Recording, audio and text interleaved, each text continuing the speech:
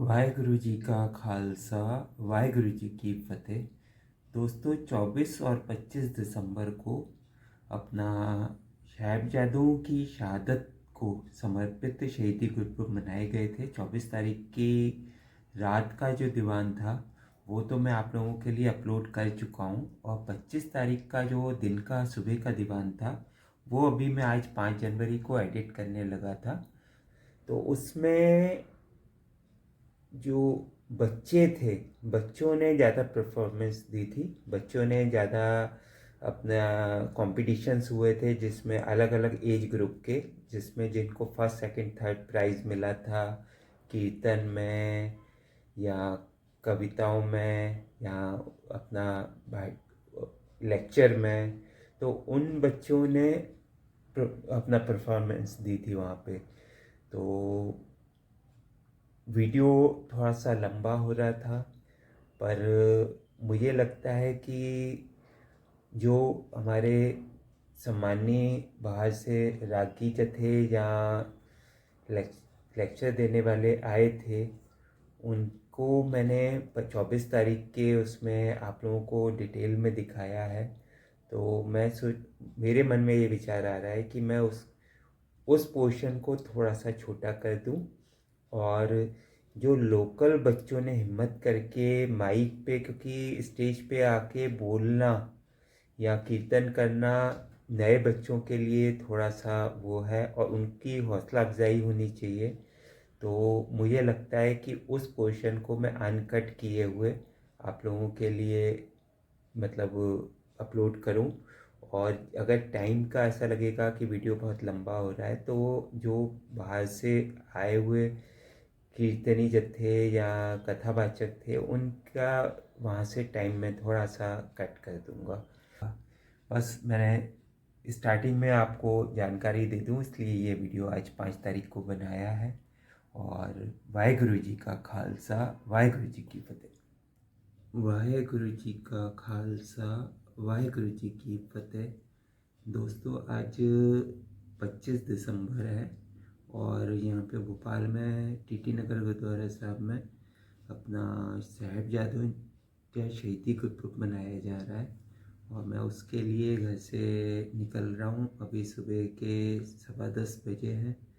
तो पहले सुबह वाला दीवान तो मैं नहीं अटेंड कर पाया, यहाँ पे आशा दीवार होना था, फिर उसके बाद नाश्ता, फिर दोबारा दूसरा सेशन 10:30 बजे से शुरू होना था। तो मैं 10:30 बजे वाले सेशन के लिए वहाँ पे पहुँच रहा हूँ, और वहाँ पे फिर रिकॉर्डिंग करके जो प्रोग्राम होगा आप लोगों के लिए यूट्यूब पे डालूँगा।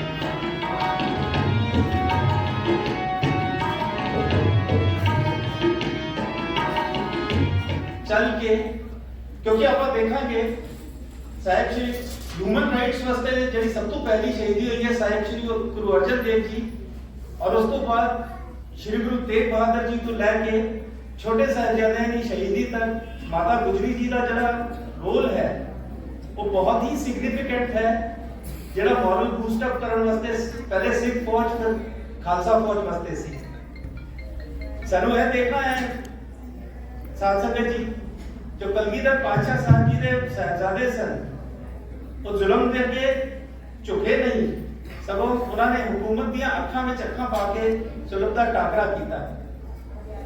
इस जज्बे पीछे माता गुजरी जी का बहुत बड़ा योगदान सी, बहुत बड़ा रोल रहा है। हुण उसी चीज को अगे बढ़ाते हुए मैं बेनती कर रहा बच्चा मनकीरत से ਜਿਹੜਾ ਕਿ ਵਿਨਰ ਸੀ ਸਾਡੀ ਪੋਇਟਰੀ ਕੰਪੀਟੀਸ਼ਨ ਦਾ ਉਹ ਸਾਨੂੰ ਥਾਪਣਾ ਗੁਰੂ ਗੋਬਿੰਦ ਦੀ ਸੀਸ ਤਲੀ ਤੇ ਰੱਖਣਾ ਜਾਣਦੇ ਹਾਂ, ਤੱਤੀ ਤਵੀ ਤੇ ਬੈਠ ਕੇ ਗੀਤ ਗਾਈਏ, ਆਰੇ ਵੀ ਜ਼ਿੰਦਗੀ ਮਾਣਦੇ ਹਾਂ। ਸਾਨੂੰ ਥਾਪਣਾ ਗੁਰੂ ਗੋਬਿੰਦ ਦੀ ਸੀਸ ਤਲੀ ਤੇ ਰੱਖਣਾ ਜਾਣਦੇ ਹਾਂ, ਤੱਤੀ ਤਵੀ ਤੇ ਬੈਠ ਕੇ ਗੀਤ ਗਾਈਏ, ਆਰੇ ਹੇਠ ਵੀ ਜ਼ਿੰਦਗੀ ਮਾਣਦੇ ਹਾਂ। ਸੀਸ ਗੰਜ ਤੇ ਗੜੀ ਚਮਕੌਰ ਵਾਲੀ ਸਾਨੂੰ ਅੱਜ ਵੀ ਜੂਝਣਾ ਦੱਸਦੇ ਨੇ, ਸੀਸ ਗੰਜ ਤੇ ਗੜੀ ਚਮਕੌਰ ਵਾਲੀ ਸਾਨੂੰ ਅੱਜ ਵੀ ਜੂਝਣਾ ਦੱਸਦੇ ਨੇ। ਜਾ ਕੇ ਪੁੱਛ ਲਓ ਕੰਧ ਸਰਹੱਦ ਦੀ ਨੂੰ, ਬਾਲ ਚੜੇ ਹੋਏ ਕਿੱਦਾਂ ਹੱਸਦੇ ਨੇ, ਬਾਲ ਚੜੇ ਹੋਏ ਕਿੱਦਾਂ ਹੱਸਦੇ ਨੇ। ਮੀਰ ਮੈਨੂੰ ਨੇ ਵਾਡੀਆਂ ਲਖ ਪਾਈਆਂ, ਅਸੀਂ ਫੇਰ ਵੀ ਖਿੜੇ ਗੁਲਜ਼ਾਰ ਵਾਂਗੂ। ਮੀਰ ਮੈਨੂੰ ਨੇ ਵਾਡੀਆਂ ਲਖ ਪਾਈਆਂ, ਅਸੀਂ ਫੇਰ ਵੀ ਖਿੜੇ ਗੁਲਜ਼ਾਰ ਵਾਂਗੂ। ਵੱਡੇ ਸਿਰਾਂ ਦੇ ਜਦੋਂ ਅਸੀਂ ਮੁੱਲ ਪੈਂਦੇ, ਹੋਏ ਹੌਸਲੇ ਸਾਡੇ ਅੰਗਿਆਰ ਵਾਂਗੂ, ਹੋਏ ਹੌਸਲੇ ਸਾਡੇ ਅੰਗਿਆਰ ਵਾਂਗੂ। ਬੰਦ ਵੀ ਕੱਟ ਕੇ ਵੇਖ ਚੁੱਕੇ, ਫੁੱਲ ਮਹਿਕਣੇ ਜ਼ਰਾ ਨਾ ਬੰਦ ਹੋਏ। ਬੰਦ ਵੀ ਕੱਟ ਕੇ ਵੇਖ ਚੁੱਕੇ, ਫੁੱਲ ਮਹਿਕਣੇ ਜ਼ਰਾ ਨਾ ਬੰਦ ਹੋਏ। ਚਾਰ ਚਰਖੜੀਆਂ ਪਰਖਦੇ ਯੋਧਿਆਂ ਨੂੰ, ਸਾਡੇ ਕਦ ਸਗੋਂ ਹੋਰ ਬੁਲੰਦ ਹੋਏ, ਸਾਡੇ ਕਦ ਸਗੋਂ ਹੋਰ ਬੁਲੰਦ ਹੋਏ। ਟੋਟੇ ਜਿਗਰ ਦੇ ਸਾਹਮਣੇ ਕਰਨ ਟੋਟੇ, ਮਾਵਾ ਡਗਰੇ ਚੋਲੀ ਪਵਾਉਂਦੀਆਂ ਨੇ। ਟੋਟੇ ਜਿਗਰ ਦੇ ਸਾਹਮਣੇ ਕਰਨ ਟੋਟੇ, ਮਾਵਾ ਡਗਰੇ ਚੋਲੀ ਪਵਾਉਂਦੀਆਂ ਨੇ। ਉੱਚਾ ਸੁੱਟ ਕੇ ਬੋਝਦਿਆਂ ਤੇ ਪੋਰਾ ਫੇਰ ਵੀ ਨਹੀਂ ਘਬਰਾਉਂਦੀਆਂ ਨੇ, ਪੋਰਾ ਫੇਰ ਵੀ ਨਹੀਂ ਘਬਰਾਉਂਦੀਆਂ ਨੇ। ਅਸੀਂ ਬਾਜ਼ੀਆਂ ਮੋੜਨਾ ਜਾਣਦੇ ਹਾਂ, ਜਾ ਕੇ ਪੁੱਛ ਲਓ ਮੁਗਲ ਸਰਕਾਰ ਕੋਲੋਂ। ਅਸੀਂ ਬਾਜ਼ੀਆਂ ਮੋੜਨਾ ਜਾਣਦੇ ਹਾਂ, ਜਾ ਕੇ ਪੁੱਛ ਲਓ ਮੁਗਲ ਸਰਕਾਰ ਕੋਲੋਂ। ਜੇਕਰ ਫੇਰ ਵੀ ਕਿਸੇ ਨੂੰ ਸ਼ੱਕ ਹੋਵੇ, ਪੁੱਛ ਲਓ ਡਾਇਰ ਪਰਿਵਾਰ ਕੋਲੋਂ, ਪੁੱਛ ਲਓ ਡਾਇਰ ਪਰਿਵਾਰ ਕੋਲੋਂ। ਜਦੋਂ ਅੰਬਾਂ ਨੂੰ ਲੱਗਿਆ ਬੂਰ ਹੋਵੇ, ਕੋਇਲ ਉਸ ਥਾਂ ਆ ਕੇ ਚਹਿਕਦੀ ਹੈ।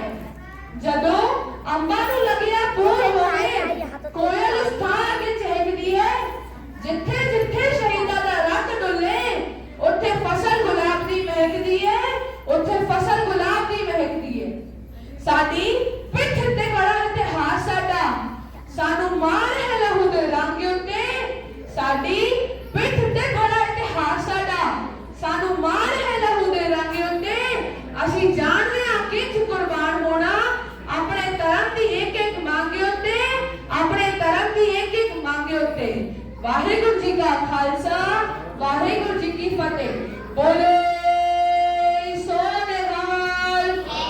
ਖਾਲਸੇ ਦੀ ਸ਼ਾਨ ਨਿਰਾਲੀ ਹੈ। ਅਸੀਂ ਪੁੱਤਰ ਗੋਬਿੰਦ ਸਿੰਘ ਦੇ ਹਾਂ, ਅਸੀਂ ਪੁੱਤਰ ਗੋਬਿੰਦ ਸਿੰਘ ਦੇ ਹਾਂ। ਤੇ ਸਾਹਿਬ ਕੌਰ ਹੈ ਮਾਂ ਸਾਡੀ, ਤੇ ਸਾਹਿਬ ਕੌਰ ਹੈ ਮਾਂ ਸਾਡੀ। ਸਾਡਾ ਜਨਮ ਦਿਨ ਵੈਸਾਖੀ ਹੈ, ਸਾਡਾ ਜਨਮ ਦਿਨ ਵੈਸਾਖੀ ਹੈ। ਤੇ ਅਨੰਦਪੁਰ ਹੈ ਜਨਮ ਥਾਂ ਸਾਡੀ, ਤੇ ਅਨੰਦਪੁਰ ਹੈ ਜਨਮ ਥਾਂ ਸਾਡੀ। ਛਕਿਆ ਹੈ ਅੰਮ੍ਰਿਤ ਖੰਡੇ ਦਾ, ਛਕਿਆ ਹੈ ਅੰਮ੍ਰਿਤ ਖੰਡੇ ਦਾ। ਜਨਮੇ ਹਾਂ ਦੇਖਦੀ ਤਾਰ ਵਿੱਚੋਂ, ਜਨਮੇ ਹਾਂ ਦੇਖਦੀ ਤਾਰ ਵਿੱਚੋਂ। ਤੇ ਜੋਸ਼ ਹੈ ਅੰਮ੍ਰਿਤ ਬਾਣੀ ਦਾ, ਤੇ ਜੋਸ਼ ਹੈ ਅੰਮ੍ਰਿਤ ਬਾਣੀ ਦਾ। ਚੜੀ ਲਾਲੀ ਤੇਜ ਤਲਵਾਰ ਵਿੱਚੋਂ, ਚੜੀ ਲਾਲੀ ਤੇਜ ਤਲਵਾਰ ਵਿੱਚੋਂ। ਸਿਰ ਤਲੀ ਟਿਕਾ ਕੇ ਚੱਲਦੇ ਹਾਂ, ਸਿਰ ਤਲੀ ਟਿਕਾ ਕੇ ਚੱਲਦੇ ਹਾਂ। ਅਰਦਾਸਾਂ ਤੋੜ ਚੜਾਉਂਦੇ ਹਾਂ, ਅਰਦਾਸਾਂ ਤੋੜ ਚੜਾਉਂਦੇ ਹਾਂ। ਜੇ ਰਾਹ ਸਾਡੇ ਵਿੱਚ ਕੋਈ ਅਟਕੇ, ਜੇ ਰਾਹ ਸਾਡੇ ਵਿੱਚ ਕੋਈ ਅਟਕੇ, ਤਾਂ ਜਾਨੋਂ ਮਾਰ ਮੁਕਾਉਂਦੇ ਹਾਂ, ਤਾਂ ਜਾਨੋਂ ਮਾਰ ਮੁਕਾਉਂਦੇ ਹਾਂ। ਬਸ ਹੁਣ ਇੱਕੋ ਸਾਡਾ ਨਿਸ਼ਾਨਾ ਹੈ, ਬਸ ਹੁਣ ਇੱਕੋ ਸਾਡਾ ਨਿਸ਼ਾਨਾ ਹੈ। शुभ कर्मन ते कब हो न डरो, शुभ कर्मन ते कब हो न डरो। जे रणभूमि विच बढ़ जाइए, निश्चय कर अपनी जीत करो, निश्चय कर अपनी जीत करो। पावे कंधा दे विच चिन्ह वेखो, पावे कंधा दे विच चिन्ह वेखो।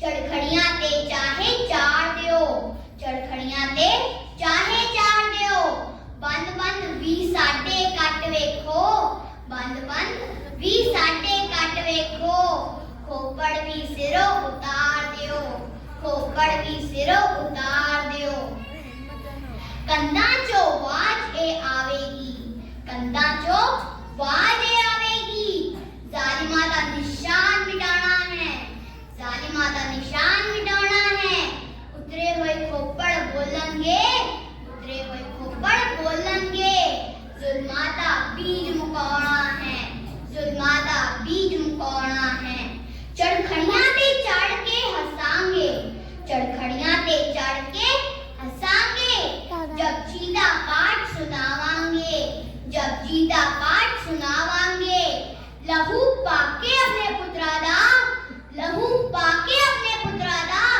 दशमेश ने कौम ए पाली है दशमेश ने कौम ए पाली है ताइयों ता सारे जगना लो ताइयों ता सारे जगना लो खालसे दी शान निराली है खालसे दी शान निराली है वाहेगुरु जी का खालसा वाहेगुरु जी की फतेह वाहेगुरु जी का खालसा वाहेगुरु जी की फतेह जग जीवनी ऐसा सुपने जैसा सुपने जैसा सुपने जैसा जीवन सुपन समानम जीवन सुपन समानम साच कर हम गाठ दीनी छोड़ परम निधानम बाबा माया मोहित कीना जिन ज्ञान रतन हिरलीन रहा नैन देख पतंग उड़झे पसना देखे आग काल फास नाम गत चींते कनिक कामनी लाग कर विचार विकार पर हर तरन तारन सोए कह कबीर जग जीवनी ऐसा द्वितीय नाही होए द्वितीय नाही होए वाहिगुरु जी का खालसा वाहिगुरु जी की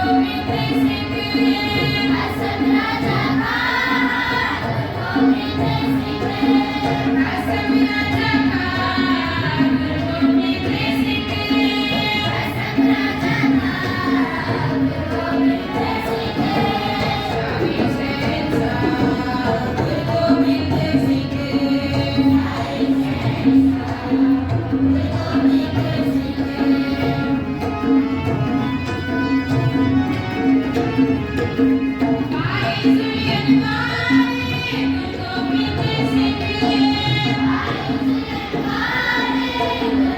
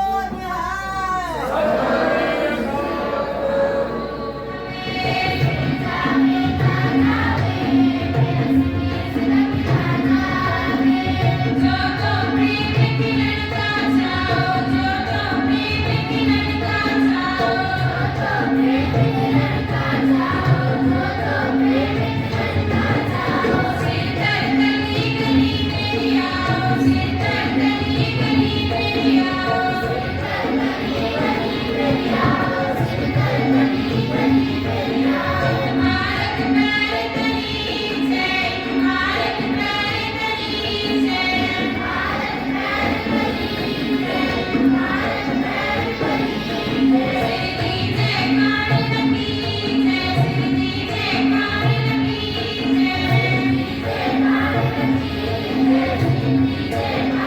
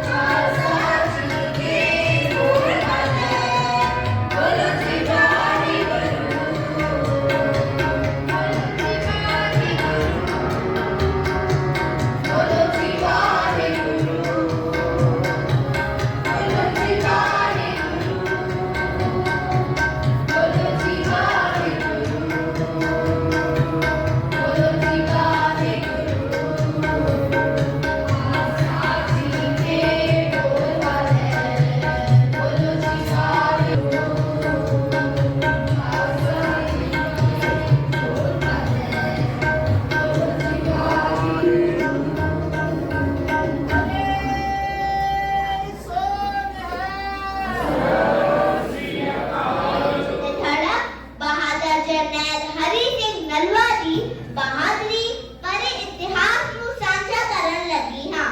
ਜਰਨੈਲ ਹਰੀ ਸਿੰਘ ਨਲਵਾ ਜੀ ਦਾ ਜਨਮ 1791 ਵਿੱਚ ਹੋਇਆ। ਉਹ ਸਿਰਫ 10 ਸਾਲ ਦੇ ਸਨ ਜਦੋਂ ਉਹਨਾਂ ਦੇ ਪਿਤਾ ਜੀ ਅਕਾਲ ਚਲਾਣਾ ਕਰ ਗਏ। ਉਹਨਾਂ ਦੀ ਮਾਤਾ ਜੀ ਨੇ ਉਹਨਾਂ ਨੂੰ ਗੁਰਬਾਣੀ ਨਾਲ ਜੋੜਿਆ, ਮੁੱਢਲੀ ਪੜ੍ਹਾਈ ਕਰਾਈ, ਘੋੜਸਵਾਰੀ ਅਤੇ ਸ਼ਸਤਰ ਵਿਦਿਆ ਵੀ ਸਿਖਲਾਈ। ਹਰੀ ਸਿੰਘ ਜੀ ਦੀ 14 ਸਾਲ ਦੀ ਉਮਰ ਵਿੱਚ ਮਹਾਰਾਜਾ ਰਣਜੀਤ ਸਿੰਘ ਜੀ ਨੇ ਉਹਨਾਂ ਦੀ ਬਹਾਦਰੀ ਦੇਖ ਉਹਨਾਂ ਨੂੰ ਆਪਣੀ ਫੌਜ ਵਿੱਚ ਰੱਖ ਲਿਆ। ਇੱਕ ਦਿਨ ਸ਼ਿਕਾਰ ਕਰਦਿਆਂ ਹਰੀ ਸਿੰਘ ਜੀ ਨੇ ਕੱਲੇ ਹੀ ਸ਼ੇਰ ਦੇ ਜਬੜੇ ਨੂੰ ਪਕੜ ਉਹਨੂੰ ਜ਼ਮੀਨ ਤੇ ਸੁੱਟ ਦਿੱਤਾ ਤੇ ਫਿਰ ਇੱਕ ਵਾਰੀ ਵਿੱਚ ਹੀ ਕਿਰਪਾਨ ਨਾਲ ਗਰਦਨ ਕੱਟ ਦਿੱਤੀ ਤਾਂ ਹਰੀ ਸਿੰਘ ਜੀ ਦਾ ਨਾਮ ਹਰੀ ਸਿੰਘ ਨਲਵਾ ਪੈ ਗਿਆ। ਆਪ ਜੀ ਸਿੱਖ ਰਾਜ ਦੇ ਯੋਗ ਤੇ ਮਹਾਨ ਜਰਨੈਲ ਸਨ। ਆਪ ਜੀ ਨੇ ਬਾਬਾ ਅਕਾਲੀ ਫੁੱਲਾ ਸਿੰਘ ਜੀ ਅਤੇ ਜਰਨੈਲ ਜ਼ੋਰਾਵਰ ਸਿੰਘ ਜੀ ਨਾਲ ਮਿਲ ਕੇ ਕਸ਼ਮੀਰ ਦਾ ਬਹੁਤ ਸਾਰਾ ਇਲਾਕਾ ਮੁਗਲਾਂ ਪਠਾਨਾਂ ਤੋਂ ਜੰਗਾਂ ਵਿੱਚ ਜਿੱਤ ਕੇ ਖਾਲਸਾ ਰਾਜ ਵਿੱਚ ਮਿਲਾ ਦਿੱਤਾ ਸੀ। ਆਪ ਜੀ ਨੇ ਕਸ਼ਮੀਰ ਦੇ ਗਵਰਨਰ ਬਤੌਰ ਕਸ਼ਮੀਰ ਦੇ ਐਡਮਿਨਿਸਟ੍ਰੇਸ਼ਨ ਪ੍ਰਬੰਧ ਬਹੁਤ ਵਧੀਆ ਤਰੀਕੇ ਨਾਲ ਕੀਤਾ। ਮਹਾਰਾਜਾ ਰਣਜੀਤ ਸਿੰਘ ਜੀ ਦੇ ਹੁਕਮ ਅਨੁਸਾਰ ਜਰਨੈਲ ਹਰੀ ਸਿੰਘ ਨਲਵਾ ਜੀ ਨੇ ਕਸੂਰ, ਮੁਲਤਾਨ, ਪੇਸ਼ਾਵਰ, ਹਜ਼ਾਰਾ ਜਿੱਤ ਕੇ ਹਮੇਸ਼ਾ ਲਈ ਪਠਾਨਾਂ ਦੇ ਪੰਜਾਬ ਅਤੇ ਭਾਰਤ ਤੇ ਹਮਲੇ ਬੰਦ ਕਰ ਦਿੱਤੇ। ਪਠਾਨ ਜਰਨੈਲ ਹਰੀ ਸਿੰਘ ਨਲਵਾ ਤੋਂ ਇੰਨਾ ਡਰਨ ਲੱਗੇ ਸੀ ਕਿ ਪਠਾਨੀ ਮਾਂ ਆਪਣੇ ਬੱਚਿਆਂ ਨੂੰ ਕਹਿੰਦੀ ਸੀ, ਬੱਚਿਓ ਸੋ ਜਾਓ ਨਹੀਂ ਤਾਂ ਹਰੀ ਸਿੰਘ ਨਲਵਾ ਆ ਜਾਏਗਾ। ਆਪ ਜੀ ਨਾ ਸਿਰਫ ਬਹਾਦਰ ਯੋਧੇ ਸਨ ਬਲਕਿ ਇੱਕ ਸਿਆਣੇ, ਨੀਤੀਵਾਨ, ਰਾਜਨੀਤੀ ਦੇ ਮਾਹਿਰ ਸਨ। ਆਪ ਜੀ ਲਈ ਪੰਥ ਹਮੇਸ਼ਾ ਪਹਿਲਾ ਸੀ ਔਰ ਆਪ ਮਹਾਰਾਜਾ ਰਣਜੀਤ ਸਿੰਘ ਜੀ ਨੂੰ ਕਹਿੰਦੇ ਸਨ, ਸਿੱਖ ਰਾਜ ਕੌਮ ਦੀ 100 ਸਾਲ ਦੀ ਕੁਰਬਾਨੀ ਸ਼ਹੀਦੀਆਂ ਸਦਕਾ ਬੜੀਆਂ ਹੈ। ਆਪ ਜੀ ਮਹਾਰਾਜਾ ਰਣਜੀਤ ਸਿੰਘ ਜੀ ਦੇ ਫੌਜ ਦੇ ਜਰਨੈਲ ਹੋਣ ਦੇ ਬਾਵਜੂਦ ਵੀ ਖਾਲਸਾ ਪੰਥ ਦੀ ਚੜ੍ਹਦੀ ਕਲਾ ਲਈ ਮਹਾਰਾਜਾ ਨੂੰ ਸਪਸ਼ਟ ਰੂਪ ਵਿੱਚ ਸਹੀ ਸਲਾਹ ਦਿੰਦੇ ਸਨ। ਅੰਗਰੇਜ਼ ਪਠਾਨਾਂ ਆਪ ਜੀ ਦੀ ਬਹਾਦਰੀ ਸਿਆਣਪ ਤੋਂ ਇੰਨਾ ਡਰਦੇ ਸਨ ਕਿ ਵਜ਼ੀਰ ਡੋਗਰੇ ਧਿਆਨ ਸਿੰਘ ਨਾਲ ਮਿਲ ਕੇ ਆਪ ਜੀ ਖਿਲਾਫ ਸਾਜ਼ਿਸ਼ਾਂ ਕਰਨਾ ਸ਼ੁਰੂ ਕਰ ਦਿੱਤੀਆਂ। ਅਫਗਾਨਿਸਤਾਨ ਦੇ ਦੋਸਤ ਮੁਹੰਮਦ ਖਾਨ ਨੇ ਪਠਾਨਾਂ ਦੀ 45,000 ਫੌਜ ਨਾਲ 27 ਅਪ੍ਰੈਲ 1837 ਨੂੰ ਜਮਰੌਦ ਦੇ ਕਿਲੇ 'ਚ ਹਮਲਾ ਕਰ ਦਿੱਤਾ। ਜਮਰੌਦ ਦੇ ਕਿਲੇ 'ਚ ਮਾਨ ਸਿੰਘ ਨਾਲ ਸਿਰਫ 800 ਫੌਜੀ ਸਨ। उस समय जरनैल हरी सिंह नलवा जी सखत बीमार सर और वैद ने उन्होंने कहा, आप जी की जिंदगी पंथ लई कीमती है तो तुसी आराम करो। तो जरनैल हरी सिंह नलवा जी ने जोश से कहा, मेरी जिंदगी कौम लई कीमती है ताही तो जा रहा हां। होर बीमारी के बावजूद भी आप जी ने 30 अप्रैल 1837 ਨੂੰ ਜਮਰੌਦ 5000 फौज नाल दमरौद दे पासे कूच कर देता। हमला ऐना सख्त थी कि पठाना हार के ते डर के पीछे हटना लग पाए। जरनैल हरी सिंह नलवा जी पायनेदान सिंह जी पर हत्था नाल पठाना दे पीछे पीछे दरा खैबर पहुंच गए। दरा खैबर की चट्टाना से छिपे हुए पठाना ने जरनैल हरी सिंह नलवा ने गोलियां चलानियां शुरू कर दिया। बहुत सारी गोलियां आप जी दे लोहे के संजोग कवच ਨੂੰ तोड़ के अंदर बढ़ गईयां ते कवच ਦੇ टुकड़े अंदर खो गए। जरनैल हरी सिंह नलवा जी ਨੂੰ फौरन ही दमरौद के किले 'ਚ लियाया गया और उन्हें दी इलाज की भी बहुत कोशिश की गई पर कौम के महान योद्धे 30 अप्रैल 1837 ਨੂੰ शहीद हो गए। आप जी ने अपना सारा जीवन एक बड़ा ताकतवर सिख राज बनाने ਲਈ कुर्बान कर दिता। जरनैल हरी सिंह नलवा की बहादुरी, सियाणप, राजनीतिक पखों, चेतनता, समझदारी तो सानू बहुत कुछ सीखना चाहिए। साडा फर्ज बनता है कि ਅਸੀਂ भी अपना इतिहास पढ़िए ते उस तो सीखिए। कौम की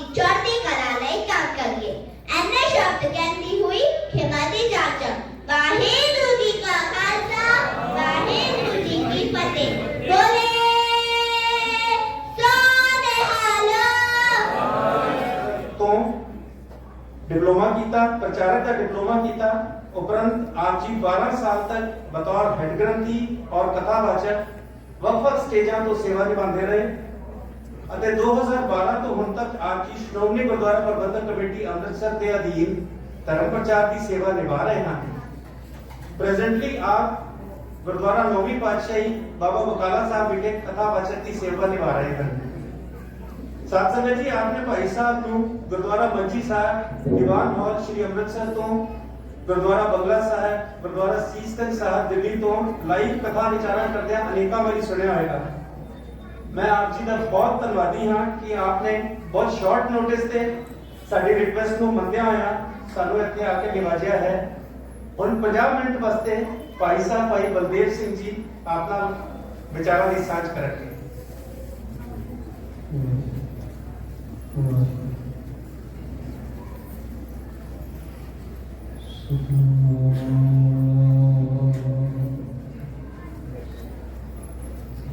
श्री गुरु साहिब जी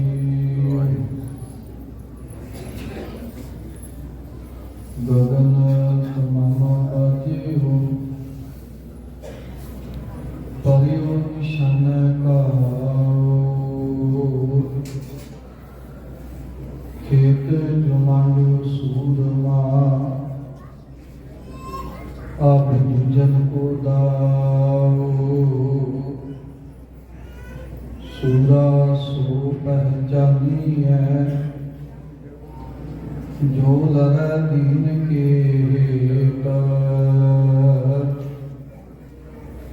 पुरजा पुरजा काट मारे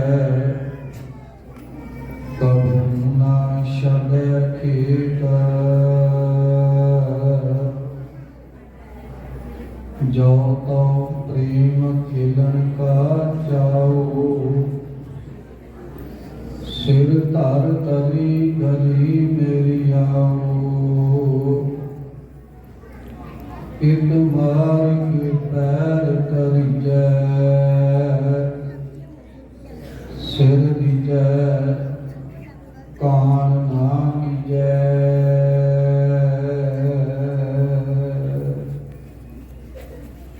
जुगो जुग अटल खड्डा ब्रह्मदा जी मालिक वालिए कुल आलम पाक ए पवित्र रूहां दी रूहानी जोत शब्द गुरु शब्दा अवतार बाणी के बोहित कलयुग के जहाज केवट गुरु धन धन श्री गुरु ग्रंथ साहिब महाराज जी की मिठी अते निगी गोद विच जुड़ बैठ करके साहिबजादा बाबा अजीत सिंह जी, साहिबजादा बाबा जुझार सिंह जी, साहिबजादा बाबा जोरावर सिंह जी, साहिबजादा बाबा फतेह सिंह जी ਅਤੇ ਜਗਤ ਮਾਤਾ ਮਾਤਾ ਗੁਜਰ ਕੌਰ ਜੀ ਦੀ ਸ਼ਹਾਦਤ ਨੂੰ ਸਜਦਾ ਕਰਦੇ ਹਨ। ਪਿਛਲੇ ਲਗਾਤਾਰ 2 ਦੀਵਾਨਾਂ ਵਿੱਚ ਜਿੱਥੇ ਆਪਾਂ ਗੁਰਮਤਿ ਵਿਚਾਰਾਂ ਦੀ ਸਾਂਝ ਪਾਈ ਹੈ, ਉੱਥੇ ਤੀਸਰੇ ਦੀਵਾਨ ਵਿੱਚ ਅੱਜ ਸਾਹਿਬਜ਼ਾਦਿਆਂ ਦੀ ਸ਼ਹਾਦਤ ਦੇ ਪ੍ਰਤੀ ਗੁਰਮਤਿ ਵਿਚਾਰਾਂ ਦੀ ਸਾਂਝ ਆਪ ਸੰਗਤਾਂ ਦੇ ਨਾਲ ਸਾਂਝੀ ਕਰਨੀ ਹੈ। ਕਿਉਂਕਿ ਪਹਿਲੇ ਦੀਵਾਨ ਵਿੱਚ ਗੁਰੂ ਨਾਨਕ ਸਾਹਿਬ ਮਹਾਰਾਜ ਜੀ ਨੇ ਸ਼ਹੀਦੀ ਪਰੰਪਰਾ ਦਾ ਆਗਾਜ਼ ਕਿਵੇਂ ਕੀਤਾ, ਦੂਸਰੇ ਦੀਵਾਨ ਵਿੱਚ ਧੰਨ ਗੁਰੂ ਗੋਬਿੰਦ ਸਿੰਘ ਮਹਾਰਾਜ ਜੀ ਦੇ ਨਾਲ ਇਹਨਾਂ 22 ਧਾਰਨੀ ਪਹਾੜੀ ਰਾਜਿਆਂ ਨੇ ਇਹ ਜੰਗ ਆਰੰਭ ਕਿਉਂ ਕੀਤੀ, ਇਹਨਾਂ ਵਿਸ਼ਿਆਂ ਤੇ ਆਪਾਂ ਵਿਚਾਰਾਂ ਦੀ ਸਾਂਝ ਪਾਈ ਹੈ। ਅੱਜ ਦੇ ਦੀਵਾਨ ਵਿੱਚ ਆਪ ਸੰਗਤਾਂ ਦੇ ਨਾਲ ਸਾਹਿਬਜ਼ਾਦਿਆਂ ਦੀ ਸ਼ਹੀਦੀ ਦੀ ਪ੍ਰਤੀ ਗੁਰਮਤਿ ਵਿਚਾਰਾਂ ਦੀ ਸਾਂਝ ਪਾਉਣੀ ਹੈ।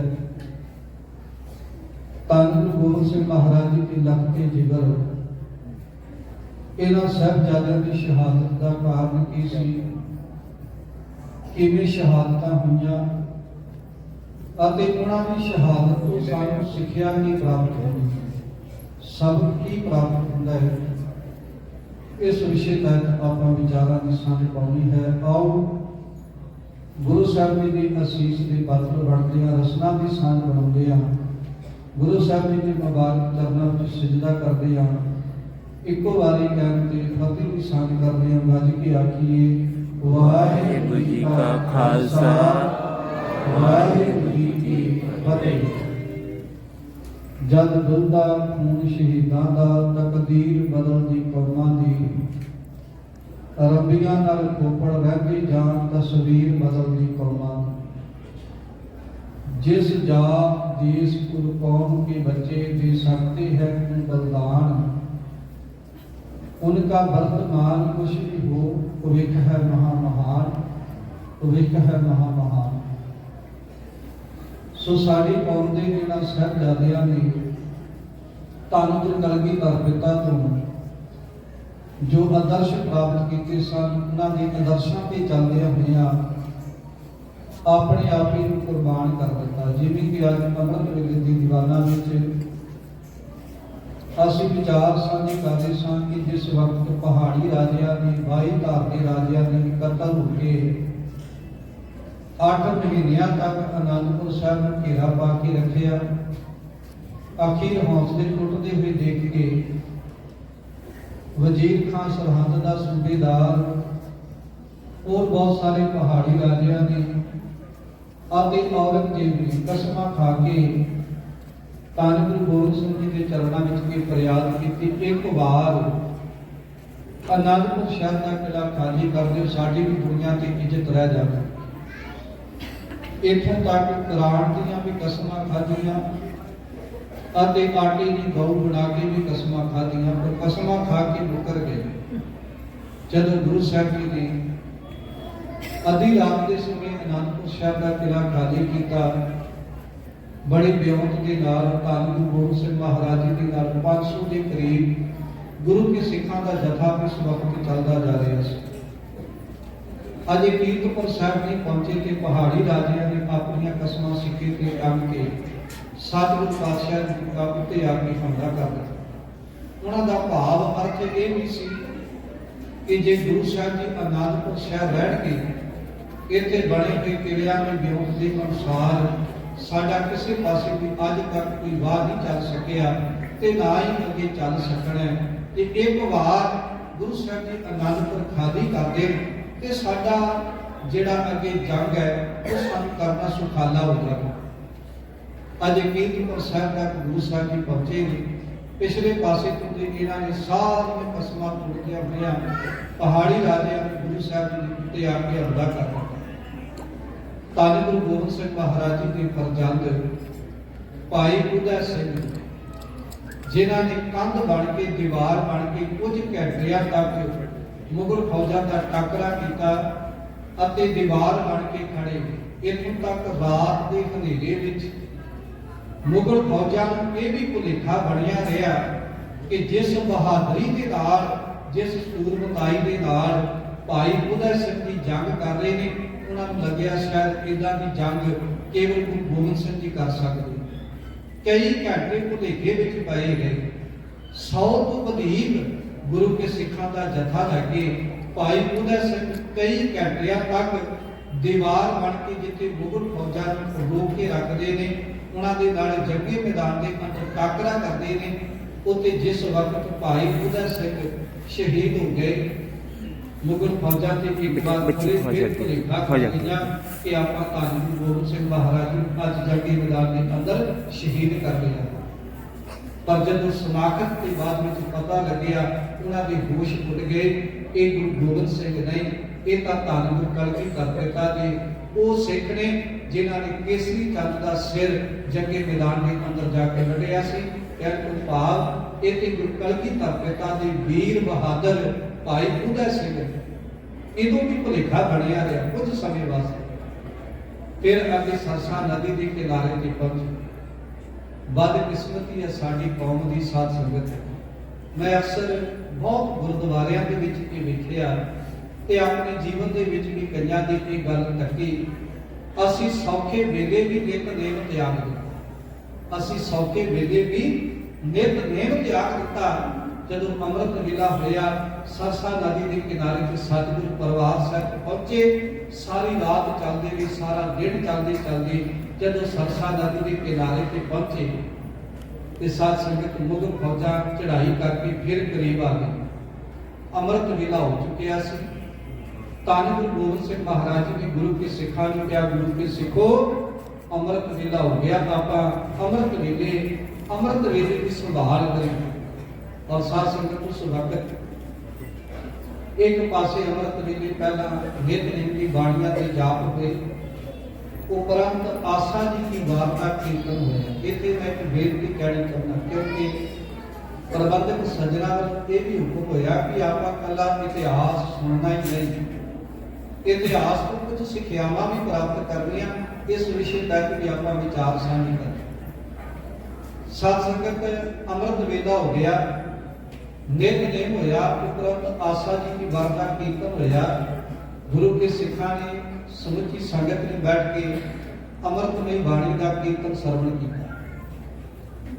ਤੇ ਅੱਜ ਦੇ ਸਮੇਂ 'ਚ ਆਪਾਂ ਸੌਖੇ ਵੇਲੇ ਦੀ ਨਿਤਨੇਮ ਅਨੁਸਾਰ ਗੁਰੂ ਸਾਹਿਬ ਨੂੰ ਨਿਤਨੇਮ ਕਿੰਨਾ ਪਿਆਰਾ ਹੋਵੇਗਾ, ਨਿਤਨੇਮ ਨੂੰ ਕਿੰਨਾ ਪਿਆਰ ਹੋਵੇਗਾ ਕਿ ਔਖੇ ਵੇਲੇ ਵੀ ਨਿਤਨੇਮ ਨਹੀਂ ਪਿਆਰਾ। ਮੈਂ ਕਈ ਗੁਰੂ ਘਰਾਂ ਦੇ ਵਿੱਚ ਵੇਖਿਆ, ਮੁਆਫ ਕਰਨਾ ਸਾਧ ਸੰਗਤ ਹੋ ਸਕਦਾ ਸਾਨੂੰ ਕੁਝ ਗੁਰੂ ਘਰਾਂ ਦੀਆਂ ਕਮੇਟੀਆਂ ਨੂੰ ਪਤਾ ਨਾ ਹੋਵੇ, ਅਸੀਂ ਤਾਂ ਕਰਕੇ ਇਦਾਂ ਦੇ ਕੰਮ ਕਰਦੇ। ਉਹ ਕੀ ਕਰਨਗੇ, ਸਵੇਰੇ ਪਹਿਲਾਂ ਗੁਰਦੁਆਰਾ ਸਾਹਿਬ ਵਿਖੇ ਭਾਈ ਸਾਹਿਬ ਜੀ ਜਪਜੀ ਸਾਹਿਬ ਦਾ ਪਾਠ ਪੜ੍ਹਨਾ ਤੇ ਮਗਰੋਂ ਨਾਲ ਹੀ ਸੁਖਮਨੀ ਸਾਹਿਬ ਦਾ ਪਾਠ ਸ਼ੁਰੂ ਕਰਨਾ। ਇਹ ਸਾਡੀ ਮਰਜ਼ਾਦਾ ਨਹੀਂ ਸਾਧ। ਸਾਡੀ ਮਰਜ਼ਾਦਾ ਕੀ, ਸਭ ਤੋਂ ਪਹਿਲਾਂ ਨਿਤਨੇਮ ਦੀ ਬਾਣੀਆਂ ਦੇ ਜਾਪ ਸਮਾਂ ਬਣੇ, ਫਿਰ ਆਸਾ ਜੀ ਦੀ ਬਾਣੀ ਦਾ ਜਾਪ, ਫਿਰ ਸਮਾਂ ਬਣੇ, ਸਾਡੇ ਕੋਲ ਸਮਾਂ ਹੋਵੇ ਤਾਂ ਆਪਾਂ ਸੁਖਮਨੀ ਸਾਹਿਬ ਦੀ ਬਾਣੀ ਦਾ ਪਾਠ ਪੜ੍ਹ ਸਕਦੇ। ਪਰ ਸਭ ਤੋਂ ਪਹਿਲਾਂ ਨਿਤਨੇਮ ਜ਼ਰੂਰੀ। ਅਸੀਂ ਜਪਜੀ ਸਾਹਿਬ ਦੇ ਨਾਲ ਸੁਖਮਨੀ ਸਾਹਿਬ ਦੀ ਬਾਣੀ ਨੂੰ ਅਜੋਕੇ ਸਮੇਂ 'ਚ ਆਪਣੇ ਨਿਤਨੇਮ ਦਾ ਹਿੱਸਾ ਬਣਾ। ਅੱਜ ਲੋੜ ਹੈ ਇਹ ਗੱਲ ਵਿਚਾਰਨੀ ਸਾਧ ਸੰਗਤ। ਦੂਜੀ ਗੱਲ, ਇੱਕ ਪਾਸੇ ਸਾਧ ਸੰਗਤ ਧੰਨ ਜੀਓ ਦੇਹ ਕੋ ਜਗ ਮੈਂ, ਮੁਖ ਤੇ ਹਰ ਚਿੰਤ ਮੈਂ ਯੁੱਧ ਵਿਚਾਰ। ਸਾਡਾ ਬੱਚਿਆਂ ਦੇ ਨਾਲ ਕਿੰਨਾ ਪਿਆਰ ਹੈ। ਸਾਨੂੰ ਪਤਾ ਲੱਗੇ ਕਿ ਅਸੀਂ ਗੁਰਦੁਆਰੇ 'ਚ ਬੈਠੇ ਹਾਂ ਕਿ ਬਾਹਰ ਸਾਡਾ ਬੱਚਾ ਕਿਸੇ ਦੇ ਨਾਲ ਜੰਗ ਕਰ, ਲੜਾਈ ਕਰ, ਸਾਡਾ ਧਿਆਨ ਬਾਣੀ ਵਾਲੇ ਪਾਸੇ ਨਹੀਂ ਜੁੜੇ। ਕਿੱਦਾਂ ਦਾ ਹੋਵੇਗਾ ਅੰਮ੍ਰਿਤ ਵੇਲੇ ਦਾ, ਅੰਮ੍ਰਿਤ ਦੇ ਦਾਤੇ ਸਾਹਿਬ ਕਲਗੀਧਰ ਪਿਤਾ ਦਾ ਗੁਰੂ ਚਰਨਾਂ ਦੇ ਨਾਲ ਪਿਆਰ। ਇੱਕ ਪਾਸੇ ਸਰਸਾ ਨਦੀ ਦੇ ਕਿਨਾਰੇ ਤੇ ਅੰਮ੍ਰਿਤ ਵੇਲੇ ਨਿਤਨੇਮ ਹੋਵੇ ਤੇ ਦੂਜੇ ਪਾਸੇ ਸਰਸਾ ਨਦੀ ਦੇ ਕਿਨਾਰੇ ਤੇ ਧੰਨ ਗੁਰੂ ਗੋਬਿੰਦ ਸਿੰਘ ਮਹਾਰਾਜ ਜੀ ਨੇ ਆਪਣੇ ਵੱਡੇ ਫਰਜ਼ੰਦ ਬਾਬਾ ਅਜੀਤ ਸਿੰਘ ਜੀ ਨੂੰ ਮੁਗਲ ਫੌਜਾਂ ਦਾ ਟਾਕਰਾ ਕਰਨ ਵਾਸਤੇ ਭੇਜਿਆ। ਇੱਕ ਪਾਸੇ ਗੁਰੂ ਸਾਹਿਬ ਜੀ ਦੇ ਸਾਹਿਬਜ਼ਾਦੇ ਬਾਬਾ ਅਜੀਤ ਸਿੰਘ ਜੀ ਮੁਗਲ ਫੌਜਾਂ ਦਾ ਟਾਕਰਾ ਕਰ ਰਹੇ ਨੇ, ਕਾਹਦੇ ਵਾਸਤੇ, ਤਾਂ ਕਿ ਨਿਤਨੇਮ ਆਸਾਨੀ ਨਾਲ ਹੋ ਸਕੇ। ਪਰ ਕੈਸਾ ਸੁਭਾਅ ਹੋਵੇਗਾ ਅੰਮ੍ਰਿਤ ਦੇ ਦਾਤੇ ਦਾ। ਸਤਿਗੁਰੂ ਪਾਤਸ਼ਾਹ ਮਨ ਵਰਤੀਆਂ ਇਕਾਗਰ ਚਿੱਤ ਕਰਕੇ ਗੁਰੂ ਚਰਨਾਂ ਦੇ ਵਿੱਚ ਜੁੜੇ ਹੋਏ। ਅੰਮ੍ਰਿਤਮਈ ਆਸਾ ਜੀ ਦੀ ਵਾਰਤਾ ਕੀਰਤਨ ਸੁਣਦੇ। ਜਿਸ ਵਕਤ ਬਾਬਾ ਅਜੀਤ ਸਿੰਘ ਜੀ ਨੂੰ ਮੁਗਲ ਫੌਜਾਂ ਨੇ ਘੇਰਾ ਪਾਇਆ, ਉਸ ਵਕਤ ਭਾਈ ਜੀਵਨ ਸਿੰਘ, ਭਾਈ ਜੈਤਾ ਇੱਕਦਮ ਅੱਗੇ ਵਧੇ। ਉਹਨਾਂ ਨੇ ਜਾਂਦੇ ਸਾਰ ਆਪਣਾ ਜੱਥਾ ਲੈ ਕੇ ਤੇ ਮੁਗਲ ਫੌਜਾਂ ਦੇ ਉੱਤੇ ਧਾਵਾ ਬੋਲ ਦਿੱਤਾ। ਬਾਬਾ ਅਜੀਤ ਸਿੰਘ ਜੀ ਬੜੇ ਦੇ ਨਾਲ ਧੰਨ ਗੁਰੂ ਗੋਬਿੰਦ ਸਿੰਘ ਮਹਾਰਾਜ ਜੀ ਦੇ ਇਸ ਫਰਜ਼ੰਦ ਨੂੰ ਭਾਈ ਜੀਵਨ ਸਿੰਘ ਜੀ ਉਸ ਘੇਰੇ ਦੇ ਵਿੱਚੋਂ ਬਾਹਰ ਕੱਢਿਆ। ਧੰਨ ਗੁਰੂ ਕਲਗੀਧਰ ਪਿਤਾ ਦੇ ਫਰਜ਼ੰਦ ਬਾਬਾ ਅਜੀਤ ਸਿੰਘ ਜੀ ਤਾਂ ਇਸ ਘੇਰੇ ਦੇ ਵਿੱਚੋਂ ਬਾਹਰ ਆ ਗਏ, ਪਰ ਕਈ ਘੰਟਿਆਂ ਤੱਕ ਭਾਈ ਜੀਵਨ ਸਿੰਘ ਜੀ ਮੁਗਲ ਫੌਜਾਂ ਦਾ ਇੱਥੇ ਟਾਕਰਾ ਕਰਦੇ। ਅਖੀ ਮੁਗਲਾਂ ਦਾ ਟਾਕਰਾ ਕਰਦੇ ਆ ਭਾਈ ਜੀਵਨ ਸਿੰਘ ਦੀ ਸ਼ਹਾਦਤ ਦਾ ਜਾਮ ਪੀ ਗਏ। ਗੁਰੂ ਪਾਤਸ਼ਾਹ ਸਰਸਾ ਨਦੀ ਦੇ ਕਿਨਾਰੇ ਤੇ ਪਹੁੰਚੇ। ਔਰ ਜਿਸ ਵਕਤ ਸਰਸਾ ਨਦੀ ਪਾਰ ਕਰਨ ਲੱਗੇ, ਸਾਧ ਸੰਗਤ ਸਿੱਖ ਕੌਮ ਦਾ ਉਦੋਂ ਇੱਕ ਬਹੁਤ ਵੱਡਾ, ਸਾਡੇ ਸਾਹਿਤ ਦਾ ਵੀ ਇੱਕ ਬਹੁਤ ਵੱਡਾ ਨੁਕਸਾਨ ਹੈ। ਜਿੱਥੇ ਦਾ ਪਰਿਵਾਰ 3 ਭਾਗਾਂ ਦੇ ਵਿੱਚ ਵੰਡਿਆ ਗਿਆ।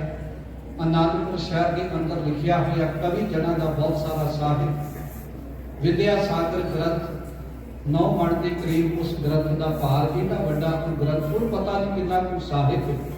ਸਰਸਾ ਨਦੀ ਵਿੱਚ ਆਏ ਹੋਏ ਹੜ੍ਹ ਦੇ ਕਾਰਨ ਉਸ ਨਦੀ ਦੇ ਵਿੱਚ ਵਹਿ ਗਏ। ਜਿੱਥੇ ਹੁਣ ਤੱਕ ਸਾਡੇ ਕੋਲ ਪਤਾ ਨਹੀਂ ਕਿ ਇਤਿਹਾਸ ਦੇ ਕਿੰਨੇ ਕੁ ਸਰੋਤ ਹੋਣੇ ਸਨ, ਪਰ ਸਰਸਾ ਨਦੀ ਦੇ ਅੰਦਰ ਪਾਣੀ ਦਾ ਏਡਾ ਤੇਜ਼ ਵਹਾਅ ਚੱਲ ਰਿਹਾ ਸੀ। ਜਦੋਂ ਗੁਰੂ ਕੇ ਸਿੱਖ ਸਰਸਾ ਨਦੀ ਪਾਰ ਕਰਨ ਲੱਗੇ ਨਾ ਸਾਧ ਸੰਗਤ, ਜਿਹੜਾ ਵੀ ਸੱਚ ਘੋੜਾ ਠੇਲੇ, ਉਹ ਘੋੜਾ ਇੱਥੋਂ ਚੱਲਦਾ ਸੀ ਤੇ 1-1, 2-2 ਕਿਲੋਮੀਟਰ ਦੀ ਦੂਰੀ ਤੇ ਜਾ ਕੇ ਪਾਰ ਲੱਗਦਾ ਸੀ।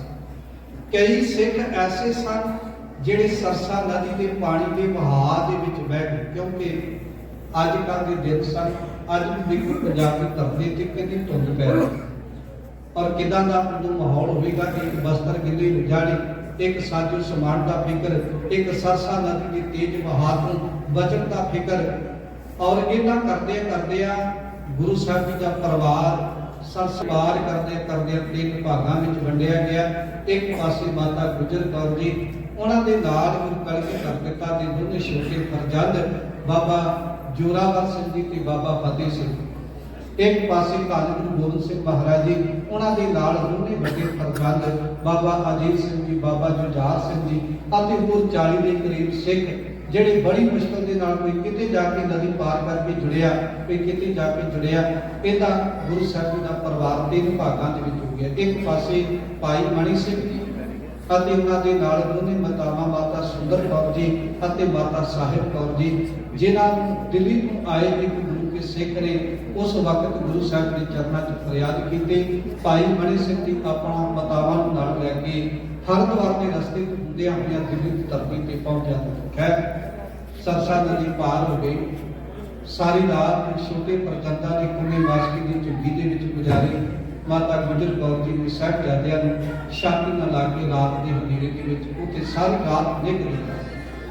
ਸਰਸਾ ਨਦੀ ਪਾਰ ਕਰਦਿਆਂ ਸਾਰ ਗੁਰੂ ਸਾਹਿਬ ਚਮਕੌਰ ਵਾਲੇ ਪਾਸੇ ਨੂੰ ਗਏ। ਭਾਵੇਂ ਕਿ ਚਮਕੌਰ ਦੀ ਧਰਤੀ ਤੇ ਗੁਰੂ ਸਾਹਿਬ ਜੀ ਪਹਿਲਾਂ ਵੀ ਇੱਕ ਵਾਰ ਮੁਬਾਰਕ ਚੰਦ ਪਾ ਕੇ ਗਏ ਸਨ। ਉਦੋਂ ਵੀ ਇੱਕ ਜੰਗ ਹੋਇਆ ਜਦੋਂ ਲਾਹੌਰ ਦੇ ਸੂਬੇਦਾਰ ਨੇ ਦੋ ਪ੍ਰਜੰਦ ਭੇਜੇ ਔਰ ਉਹਨਾਂ ਮੁਗਲਾਂ ਦੇ ਨਾਲ ਵੀ ਇੱਥੇ ਗੁਰੂ ਸਾਹਿਬ ਜੀ ਦਾ ਪਹਿਲਾਂ ਵੀ ਇੱਥੇ ਟਾਕਰਾ ਹੋ ਚੁੱਕਿਆ ਹੈ। ਉਸ ਜੰਗ ਵਿੱਚ ਵੀ ਗੁਰੂ ਕਲਗੀਧਰ ਪਿਤਾ ਦੀ ਜਿੱਤ ਹੋਈ, ਪਰ ਅੱਜ ਫਿਰ ਪਿਛਲੇ ਪਾਸੇ ਤੋਂ ਪਤਾ ਲੱਗਿਆ ਕਿ ਲੱਖਾਂ ਦੀ ਤਾਦਾਦ ਅੰਦਰ ਰਾਜਾ ਵਜ਼ੀਰ ਖਾਨ, ਸਰਹੰਦ ਦਾ ਸੂਬੇਦਾਰ, ਲਾਹੌਰ ਦਾ ਸੂਬੇਦਾਰ ਜ਼ਬਰਦਸਤ ਖਾਨ, ਅਸਮਾਨ ਖਾਨ, ਹੋਰ ਬਹੁਤ ਸਾਰੇ ਇਹਦਾ ਮੁਗਲ ਤਕਰੀਬਨ ਲੱਖਾਂ ਦੀ ਤਾਦਾਦ ਵਿੱਚ ਫੌਜਾਂ ਲੈ ਕੇ ਪਹੁੰਚ ਰਹੀ। ਪਤਾ ਸੀ ਜਿਹੜਾ ਉਸ ਵਕਤ ਗੁਰੂ ਸਾਹਿਬ ਨੂੰ ਸ਼ਰਨ ਦੇਵੇਗਾ ਉਹਦਾ ਘਰ ਘਾਟ ਉਜਾੜਿਆ ਜਾਣਾ, ਪਰ ਫਿਰ ਵੀ ਇਸ ਗੱਲ ਦੀ ਪਰਵਾਹ ਨਾ ਕੀਤੇ ਤੋਂ ਬਿਨਾ ਭਾਈ ਬੁੱਧੀ ਚੰਦ ਨੇ ਧੰਨ ਗੁਰੂ ਕਲਗੀਧਰ ਪਿਤਾ ਦੇ ਚਰਨਾਂ ਵਿੱਚ ਫਰਿਆਦ ਕੀਤੀ। ਦਾਤਾ ਦਾਸ ਦੀ ਹਵੇਲੀ ਆਪ ਦੀ ਸੇਵਾ ਦੇ ਵਿੱਚ ਹਾਜ਼ਰ ਹੈ। ਉਸ ਕੱਚੀ ਗੜੀ ਦੇ ਅੰਦਰ ਧੰਨ ਗੁਰੂ ਗੋਬਿੰਦ ਸਿੰਘ ਮਹਾਰਾਜ ਜੀ ਨੇ ਜਾ ਕੇ 40 ਸਿੱਖਾਂ ਦੇ ਨਾਲ ਉਸ ਗੜੀ ਦੇ ਦਰਵਾਜ਼ੇ ਨੂੰ ਬੰਦ ਕਰ ਦਿੱਤਾ ਤੇ ਪਹਿਰੇ ਤੇ ਲਾਏ ਭਾਈ ਮਦਨ ਸਿੰਘ, ਭਾਈ ਕਾਠਾ ਸਿੰਘ, ਪਗੜਾਣੀ ਦੇ ਰਹਿਣ ਵਾਲੇ ਗੁਰੂ ਕੇ ਸਿੱਖ, ਇਹਨਾਂ ਨੂੰ ਪਹਿਰੇ ਤੇ ਖੜਾ ਕਰ ਦਿੱਤਾ ਤੇ ਆਪ ਧੰਨ ਗੁਰੂ ਗੋਬਿੰਦ ਸਿੰਘ ਮਹਾਰਾਜ ਜੀ ਚਮਕੌਰ ਦੀ ਗੜੀ ਦੇ ਅੰਦਰ ਗੜੀ ਦੀ ਮੌਂਟੀ ਤੇ ਚੜ੍ਹ ਕੇ ਸਾਰਾ ਨਜ਼ਾਰਾ ਆਪਣੀਆਂ ਅੱਖਾਂ ਦੇ ਨਾਲ ਤੱਕ ਰਹੇ ਨੇ। ਇਹ ਦੇਖਿਆ ਰਾਤੋਂ ਰਾਤ ਲੱਖਾਂ ਦੀ ਤਾਦਾਦ ਅੰਦਰ ਆਈਆਂ ਹੋਈਆਂ ਫੌਜਾਂ ਚਮਕੌਰ ਦੀ ਗੜੀ ਨੂੰ ਚਾਰੇ ਪਾਸਿਓਂ ਤੋਂ ਆ ਕੇ ਘੇਰਾ ਪਾ ਲੈਂਦੇ। ਉਹਨਾਂ ਦੇ ਮਨ ਵਿੱਚ ਇਹ ਵਿਚਾਰ ਸੀ, ਇਹ ਕੋਈ ਆਨੰਦਪੁਰ ਨਹੀਂ ਜਿੱਥੇ ਆਪਾਂ ਗੁਰੂ ਸਾਹਿਬ ਨੂੰ ਪਕੜ ਨਹੀਂ ਸਕਾਂਗੇ। ਨਾਲੇ ਉੱਥੇ ਤੇ ਫੌਜਾਂ ਦੀ ਗਿਣਤੀ ਘੱਟ ਸੀ, ਇੱਥੇ ਸਾਡੇ ਨਾਲ ਤੇ ਲੱਖਾਂ ਦੀ ਤਾਦਾਦ ਵਿੱਚ ਫੌਜਾਂ। ਅਸੀਂ ਇੱਕ ਪਲ ਦੇ ਅੰਦਰ ਗੁਰੂ ਸਾਹਿਬ ਨੂੰ ਗੜੀ ਦੇ ਅੰਦਰੋਂ ਪਕੜ ਲਵਾਂਗੇ। ਔਰ ਇਸੇ ਵਿਚਾਰ ਨੂੰ ਲੈ ਕੇ बस हिंद में एक तीर्थ है यात्रा के लिए, कटाए बाप ने बच्चे जहां खुदा के लिए। एक ऐसा स्थान चमकौर दी को कच्ची गड़ी जिथे गुरु साहब की रात के हनेरे के विच जब शाम का टाइम होता कि गुरु के सिख गुरु कलगीधर पिता वास्ते बिस्तरा तैयार कर दिया। खैर साथ संगत रात का समा होया, धन गुरु कलगीधर पिता सारी रात अज सुते नहीं। कदे किसी सिख का मत्था चुमते ने, कदे किसी सिख के हाथ चुमते ने और कदे किसी सिख के पैर चुमते ने।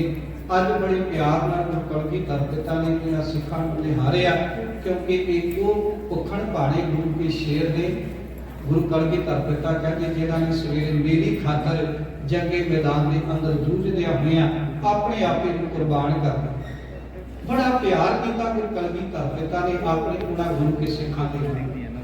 और साथ संगत सारी रात गुरु कलगीधर पिता कदे किसी की केस संभालने ने और किसी की दस्तार संभालने ने, इहदा सिखां दे नाल प्यार करदे। क्योंकि वजीर खां आदि वर्गियां ने ये विचार सोचते सी कि रात के हनेरे च गड़ी ते हमला करना ठीक नहीं। सवेर होवेगी आप एकदम धावा बोल के गुरु साहब नूं पल दे विच पकड़ लवां।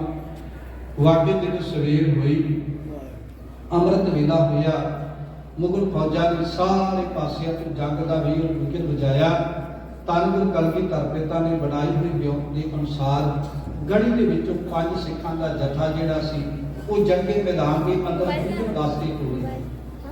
ਉਹ 5 ਸਿੱਖ ਜੰਗੇ ਮੈਦਾਨ ਦੇ ਅੰਦਰ ਜਾ ਕੇ ਭੁੱਖਣ ਭਾਣੇ ਗੁਰੂ ਦੇ ਸ਼ੇਰ ਮੁਗਲ ਫੌਜਾਂ ਨੂੰ ਜਾ ਕੇ ਇੱਕਦਮ ਬੜਾ ਤਪੜੀ ਮਚਾ ਦਿੱਤੀ। ਪਤਾ ਨਹੀਂ ਕਿੰਨਿਆਂ ਨੇ ਆਹੂ ਲਾਏ, ਕਿੰਨਿਆਂ ਨੂੰ ਮੌਤ ਦੇ ਘਾਟ ਉਤਾਰਿਆ। ਅਖੀਰ ਜਦੋਂ 5 ਸਿੱਖਾਂ ਦਾ ਜਥਾ ਸ਼ਹਾਦਤ ਦਾ ਜਾਮ ਪੀ ਜਾਂਦਾ ਹੈ, ਉਸ ਵਕਤ ਬਾਬਾ ਅਜੀਤ ਸਿੰਘ ਜਦੋਂ ਉਹਨਾਂ ਮੁਗਲ ਫੌਜਾਂ ਦੇ ਨਾਲ 5 ਗੁਰੂ ਕੇ ਸਿੱਖਾਂ ਨੂੰ ਟਾਕਰਾ ਕਰਦਿਆਂ ਆਪਣੀਆਂ ਅੱਖਾਂ ਦੇ ਨਾਲ ਵੇਖਦੇ ਨੇ, ਮਨ ਦੇ ਅੰਦਰ ਇੱਕ ਚਾਅ ਵੀ ਪੈਦਾ ਹੁੰਦਾ ਕਿਉਂ ਨਾ ਹੋਵੇ ਹੁਣ ਜਾ ਕੇ ਜੰਗੇ ਮੈਦਾਨ ਦੇ ਅੰਦਰ ਮੈਂ ਆਪ ਪਹੁੰਚਾਂ। ਕਿਉਂਕਿ ਜਿਸ ਵਕਤ ਧੰਨ ਗੁਰੂ ਗੋਬਿੰਦ ਸਿੰਘ ਮਹਾਰਾਜ ਜੀ ਗੜੀ ਦੇ ਅੰਦਰ ਵਿਦਵਾਨ ਸਨ, ਅਜੇ ਜੰਗ ਆਰੰਭ ਹੋਣੀ ਸੀ। ਸਭ ਤੋਂ ਪਹਿਲਾਂ ਨਾਹਰ ਖਾਣੇ ਸਵੇਰੇ ਜੰਗ ਸ਼ੁਰੂ ਹੋਣ ਤੋਂ ਪਹਿਲਾਂ ਹੌਲੀ ਜੀ ਕੱਢ ਕੇ ਪਿਛਲੇ ਪਾਸੇ ਤੋਂ ਗੜੀ ਇੱਕ ਪੌੜੀ ਲਾਈ। ਪੌੜੀ ਲਾ ਕੇ ਉੱਪਰ ਚੜ ਕੇ ਵੇਖਣਾ ਚਾਹਿਆ ਕਿ ਗੜੀ ਦੇ ਅੰਦਰ ਕਿੰਨੇ ਕੁ ਸਿੱਖ ਮੌਜੂਦ ਨੇ। ਦੇਖਣ ਤੋਂ ਵਾਸਤੇ ਜਦੋਂ ਉਹਨੇ ਪੌੜੀ ਲਾ ਕੇ ਉੱਤੇ ਚੜਨਾ ਚਾਹਿਆ, ਗੁਰੂ ਸਾਹਿਬ ਨੇ ਇੱਕਦਮ ਤੀਰ ਮਾਰਿਆ ਤੇ ਨਾਹਰ ਖਾਂ ਉਹਾਟੀਆਂ ਖਾਂਦਾ ਹੋਇਆ ਧੜਕ ਕੀਤੀ ਧਰਤੀ ਤੇ ਜਾ ਕੇ ਡਿੱਗਿਆ, ਨਾਲ ਹੀ ਮੌਤ ਹੋ ਗਈ। ਉਹਦੇ ਮਗਰ ਗਣੀ ਖਾਂ ਉਹਨੇ ਯਤਨ ਕੀਤਾ ਕਿ ਮੈਂ ਪੌੜੀ ਦੇ ਉੱਤੇ ਚੜ ਕੇ ਵੇਖਾਂ ਕਿ ਗੜੀ ਦੇ ਅੰਦਰ ਕਿੰਨੇ ਕੁ ਲੋਕ, ਕਿੰਨੇ ਕੁ ਸਿੱਖ ਮੌਜੂਦ ਨੇ। ਗੁਰੂ ਸਾਹਿਬ ਨੇ ਉਹਦੇ ਸਿਰ ਦੇ ਵਿੱਚ ਵੀ ਜ਼ੋਰ ਦੀ ਸੋਟਾ ਮਾਰਿਆ। ਇੱਕਦਮ ਉਹਦਾ ਸਿਰ ਜਿਹੜਾ ਸੀ ਉਹ ਚਾਰੇ ਪਾਸੇ ਤੋਂ ਚਕਰਾਇਆ, ਧਰਤੀ ਤੇ ਗਸ਼ ਖਾ ਕੇ ਡਿੱਗਿਆ। ਗੜੀ ਖਾਂ ਦੀ ਵੀ ਮੌਤ ਹੋ ਗਈ। ਇੱਥੇ ਖਵਾਜਾ ਮਹਿਮੂਦ ਅਲੀ ਇਹਨੇ ਆਪਣਾ ਇੱਕ ਏਲਚੀ ਦੀ ਗੜੀ ਦੇ ਅੰਦਰ ਭੇਜਿਆ, ਇਸ ਕਰਕੇ ਸਵੇਰੇ ਜੰਗ ਸ਼ੁਰੂ ਹੋਣ ਤੋਂ ਪਹਿਲਾਂ ਕਿ ਗੁਰੂ ਸਾਹਿਬ ਜੀ ਅਜੇ ਵੀ ਸਮਾਂ ਹੈ, ਜੇ ਤੁਸੀਂ ਚਾਹੋ ਆਪਣੀ ਜਿੰਦ ਜਾਨ ਬਚਾ ਸਕਦੇ ਹੋ, ਤੇ ਜੇ ਨਹੀਂ ਤੇ ਫਿਰ ਜੰਗੇ ਮੈਦਾਨ ਦੇ ਅੰਦਰ ਜੂਝਣ ਵਾਸਤੇ ਤਿਆਰ ਹੋ ਜਾਓ। ਕਿ ਜਦੋਂ ਏਲਚੀ ਅੰਦਰ ਆਇਆ ਨਾ, ਗੁਰੂ ਕਲਗੀਧਰ ਪਿਤਾ ਦੇ ਵੱਡੇ ਫਰਜ਼ੰਦ ਬਾਬਾ ਅਜੀਤ ਸਿੰਘ ਜੀ ਨੇ ਲਾਗੇ ਖੜਿਆ ਹੋਈਆਂ ਉਹਦੀਆਂ ਗੱਲਾਂ ਸੁਣੀਆਂ ਤੇ ਏਲਚੀ ਨੇ ਆ ਕੇ ਕਿਹਾ ਜੇ ਵੀ ਸਮਾਂ ਹੈ ਆਪਣੀ ਜਿੱਦ ਬਚਾ ਲਵੋ। ਤੇ ਬਾਬਾ ਅਜੀਤ ਸਿੰਘ ਜੀ ਨੇ ਗੁੱਸੇ ਚ ਆ ਕੇ ਇੱਕਦਮ ਤਲਵਾਰ ਘੁੰਮਾਈ, ਕਹਿੰਦਾ ਮੇਰੇ ਪਿਤਾ ਨੂੰ ਧਮਕੀਆਂ ਦੇ, ਗੁਰੂ ਕੇ ਸਿੱਖਾਂ ਨੂੰ ਧਮਕੀਆਂ ਦੇ, ਮੈਂ ਤੇਰਾ ਹੁਣੇ ਹੀ ਸਿਰ ਕਲਮ ਕਰ ਦਿਆਂਗਾ। ਤੇ ਨਾਲ ਹੀ ਅਗਲਾ ਵਚਨ ਕਿਹਾ, ਅਸੀਂ ਤੁਹਾਡੀ ਕੋਈ ਈਨ ਮੰਨਣ ਵਾਸਤੇ ਤਿਆਰ ਨਹੀਂ, ਹੁਣ ਗੱਲਾਂ ਮੈਦਾਨ ਦੇ ਅੰਦਰ ਹੋਣਗੀ। ਇਦਾਂ ਦਾ ਜੋਸ਼ ਸੀ ਬਾਬਾ ਅਜੀਤ ਸਿੰਘ ਜੀ ਦੇ ਅੰਦਰ। ਔਰ ਜਦੋਂ ਪਹਿਲਾ ਜਥਾ ਗਿਆ ਤੇ ਬਾਬਾ ਅਜੀਤ ਸਿੰਘ ਜੀ ਨੇ ਜੰਗੇ ਮੈਦਾਨ ਦੇ ਅੰਦਰ ਜਾ ਕੇ ਜੂਝਣ ਲਈ ਆਪਣੇ ਪਿਤਾ ਦੇ ਕੋਲ ਆਗਿਆ ਮੰਗੀ। ਇਹਦੀ ਦੁਨੀਆ ਦੇ ਇਤਿਹਾਸ ਵਿੱਚ ਪਹਿਲੀ ਵਾਰੀ ਹੋਇਆ ਕਿ ਇੱਕ ਬਾਪ ਨੇ ਆਪਣੇ ਪੁੱਤਰ ਨੂੰ ਆਪ ਥਾਪੜਾ ਦੇ ਕੇ ਜੰਗੇ ਮੈਦਾਨ ਦੇ ਅੰਦਰ ਤੋਰਿਆ। ਭਾਈ ਮੋਹਕਮ ਸਿੰਘ ਜਿਹੜੇ ਪਹਿਲੀ ਵਾਰੀ 5 ਪਿਆਰਿਆਂ ਨੇ ਖੰਡੇ ਬਾਟੀ ਦੀ ਪੌੜ ਛਕੀ, ਭਾਈ ਮੋਹਕਮ ਸਿੰਘ ਨੇ ਬਾਬਾ ਅਜੀਤ ਸਿੰਘ ਜੀ ਦੇ ਨਾਲ ਜੰਗੇ ਮੈਦਾਨ ਦੇ ਅੰਦਰ ਜਾਣ ਵਾਸਤੇ 8 ਸਿੰਘਾਂ ਦਾ ਜਥਾ ਬਾਬਾ ਅਜੀਤ ਸਿੰਘ ਜੀ ਸਮੇਤ ਤਿਆਰ ਕੀਤਾ। 8 ਸਿੰਘ ਧੰਨ ਗੁਰੂ ਕਲਗੀਧਰ ਪਿਤਾ ਦੇ ਲਾਲ ਬਾਬਾ ਅਜੀਤ ਸਿੰਘ ਜੀ ਦੀ ਅਗਵਾਈ ਦੇ ਵਿੱਚ ਅੱਜ ਜੰਗੇ ਮੈਦਾਨ ਦੇ ਅੰਦਰ ਜੂਝਣ ਦੇ ਵਿੱਚ ਫਖਰ ਮਹਿਸੂਸ ਕਰ ਰਹੇ। ਜਿਸ ਵਕਤ ਗੜੀ ਦਾ ਦਰਵਾਜ਼ਾ ਖੁੱਲਿਆ, ਕਈ ਦਿਨਾਂ ਦੇ ਭੁੱਖਣ ਭਾਣੇ ਇਹ ਗੁਰੂ ਕੇ ਸ਼ੇਰ ਇੱਕਦਮ ਧਾਵਾ ਮੋੜ ਕੇ ਮੁਗਲ ਫੌਜਾਂ ਦੇ ਉੱਤੇ ਜਾ ਕੇ ਹਫੜਾ ਤਪੜੀ ਮਚਾ ਦਿੰਦੇ ਨੇ। ਅੱਜ ਗੁਰੂ ਸਾਹਿਬ ਪ੍ਰਾਣ ਪੂਰਾ ਕੀਤਾ, ਜਿਹੜੇ ਬਚਨ ਕਹੇ ਸਨ, 1.25 ਲੱਖ ਸੇ ਇੱਕ ਲੜਾਉਂ ਤਬ ਮੈਂ ਗੋਬਿੰਦ ਸਿੰਘ ਨਾਮ ਕਹਾਂ। ਅੱਜ ਉਹ ਪ੍ਰਾਣ ਪੂਰਾ ਕੀਤਾ ਮੇਰੇ ਪਾਸ। ਲੱਖਾਂ ਦੀ ਤਗਾਦ ਦੀਆਂ ਫੌਜਾਂ ਵੇਖਦਿਆਂ ਹੋਇਆਂ ਵੀ ਇਹ ਗੁਰੂ ਕਲਗੀਧਰ ਪਿਤਾ ਦੇ 8 ਸ਼ੇਰ ਡਰੇ ਨਹੀਂ, ਘਬਰੇ ਨਹੀਂ, ਮੁਗਲ ਫੌਜਾਂ 'ਚ ਜਾ ਕੇ ਹਫੜਾ ਤਪੜੀ ਮਚਾ ਦਿੰਦੇ। ਇੱਥੋਂ ਤੱਕ ਸਾਧ ਸੰਗਤ ਕਹਿੰਦੇ ਨੇ ਜਿੱਥੇ ਪਹਿਲੇ 5 ਸਿੱਖ ਸ਼ਹੀਦ ਹੋਏ, ਉਹਨਾਂ ਤੋਂ 4 ਕਦਮ ਹੋਰ ਅੱਗੇ ਇਹ ਗੁਰੂ ਕੇ ਸ਼ੇਰ ਵਧੇ। ਔਰ ਉੱਪਰਲੇ ਪਾਸੇ ਤੋਂ ਧੰਨ ਗੁਰੂ ਕਲਗੀਧਰ ਪਿਤਾ ਨੇ ਸਾਰਾ ਨਜ਼ਾਰਾ ਆਪਣੀਆਂ ਅੱਖਾਂ ਦੇ ਨਾਲ ਤੱਕਿਆ। ਜੰਗੇ ਮੈਦਾਨ ਦੇ ਅੰਦਰ ਸਾਧ ਸੰਗਤ ਜੰਗ ਹੋਇਆ। ਪਹਿਲਾਂ ਤੇ ਬਾਬਾ ਅਜੀਤ ਸਿੰਘ ਜੀ ਤੀਰਾਂ ਦੇ ਨਾਲ ਮੁਗਲ ਫੌਜਾਂ ਤੇ ਵਾਰ ਕਰਦੇ ਨੇ। ਜਦੋਂ ਤੀਰ ਭੱਥੇ ਦੇ ਵਿੱਚੋਂ ਖਤਮ ਹੋ ਗਏ, ਬਾਬਾ ਅਜੀਤ ਸਿੰਘ ਜੀ ਨੇ ਫਿਰ ਹੱਥ ਵਿੱਚ ਨੇਜਾ ਸੰਭਾਲਿਆ। ਨੇਜੇ ਦੇ ਨਾਲ ਕਈਆਂ ਦੀਆਂ ਛਾਤੀਆਂ ਪਰੋਈਆਂ ਅਖੀਰ ਬਾਬਾ ਅਜੀਤ ਸਿੰਘ ਜੀ ਨੇ ਉਸ ਤੋਂ ਬਾਅਦ ਜਦੋਂ ਇੱਕ ਮੁਗਲ ਦੇ ਸੰਜੋਗ ਦੇ ਵਿੱਚ ਨੇਜਾ ਮਾਰਿਆ ਤੇ ਉਸ ਨੇਜੇ ਦੀ ਅਣੀ ਜਿਹੜੀ ਸੀ ਉਹ ਸੰਜੋਗ ਦੇ ਵਿੱਚ ਫਸਲ ਕਰਕੇ ਉਹ ਨੇਜਾ ਵਾਪਸ ਬਾਹਰ ਨਹੀਂ ਨਿਕਲ ਸਕਿਆ। ਬਾਬਾ ਅਜੀਤ ਸਿੰਘ ਜੀ ਨੇ ਹੱਥ ਵਿੱਚ ਤਲਵਾਰ ਪਕੜ ਲਈ, ਕਿਰਪਾਨ ਪਕੜ ਲਈ, ਜੰਗੇ ਮੈਦਾਨ ਦੇ ਅੰਦਰ ਜੂਝਣਾ ਸ਼ੁਰੂ ਕੀਤਾ ਔਰ ਕਈਆਂ ਦੇ ਆਜ਼ਮ ਲਾਏ ਕਿ ਮੁਗਲ ਫੌਜਾਂ ਨੇ ਇੱਕਦਮ ਆ ਕੇ ਘੇਰਾ ਪਾ ਲਿਆ। ਜ਼ਬਰਦਸਤ ਖਾਂ ਵਰਗਿਆਂ ਨੇ ਇੱਥੋਂ ਤੱਕ ਵੀ ਕਹਿ ਦਿੱਤਾ ਬਚ ਕੇ ਨਹੀਂ ਜਾਣਾ ਚਾਹੀਦਾ, ਇਹ ਧੰਨ ਜੋ ਕਲਗੀਧਰ ਪਿਤਾ ਦਾ ਲਾਲ ਜੇ, ਇਹ ਗੁਰੂ ਗੋਬਿੰਦ ਸਿੰਘ ਜੀ ਦਾ ਫਰਜ਼ੰਦ ਜੇ। ਹੈਰਾਨ ਹੋ ਗਏ ਇਸ ਗੱਲ ਤੋਂ ਕਿ ਕਦੇ ਦੁਨੀਆ ਦੇ ਇਤਿਹਾਸ ਵਿੱਚ ਇੱਕ ਬਾਪ ਵੀ ਆਪਣੇ ਬੇਟੇ ਜੰਗੇ ਮੈਦਾਨ ਦੇ ਅੰਦਰ ਇਦਾਂ ਜੂਝਣ ਵਾਸਤੇ ਤੋਰ ਸਕਦਾ ਹੈ।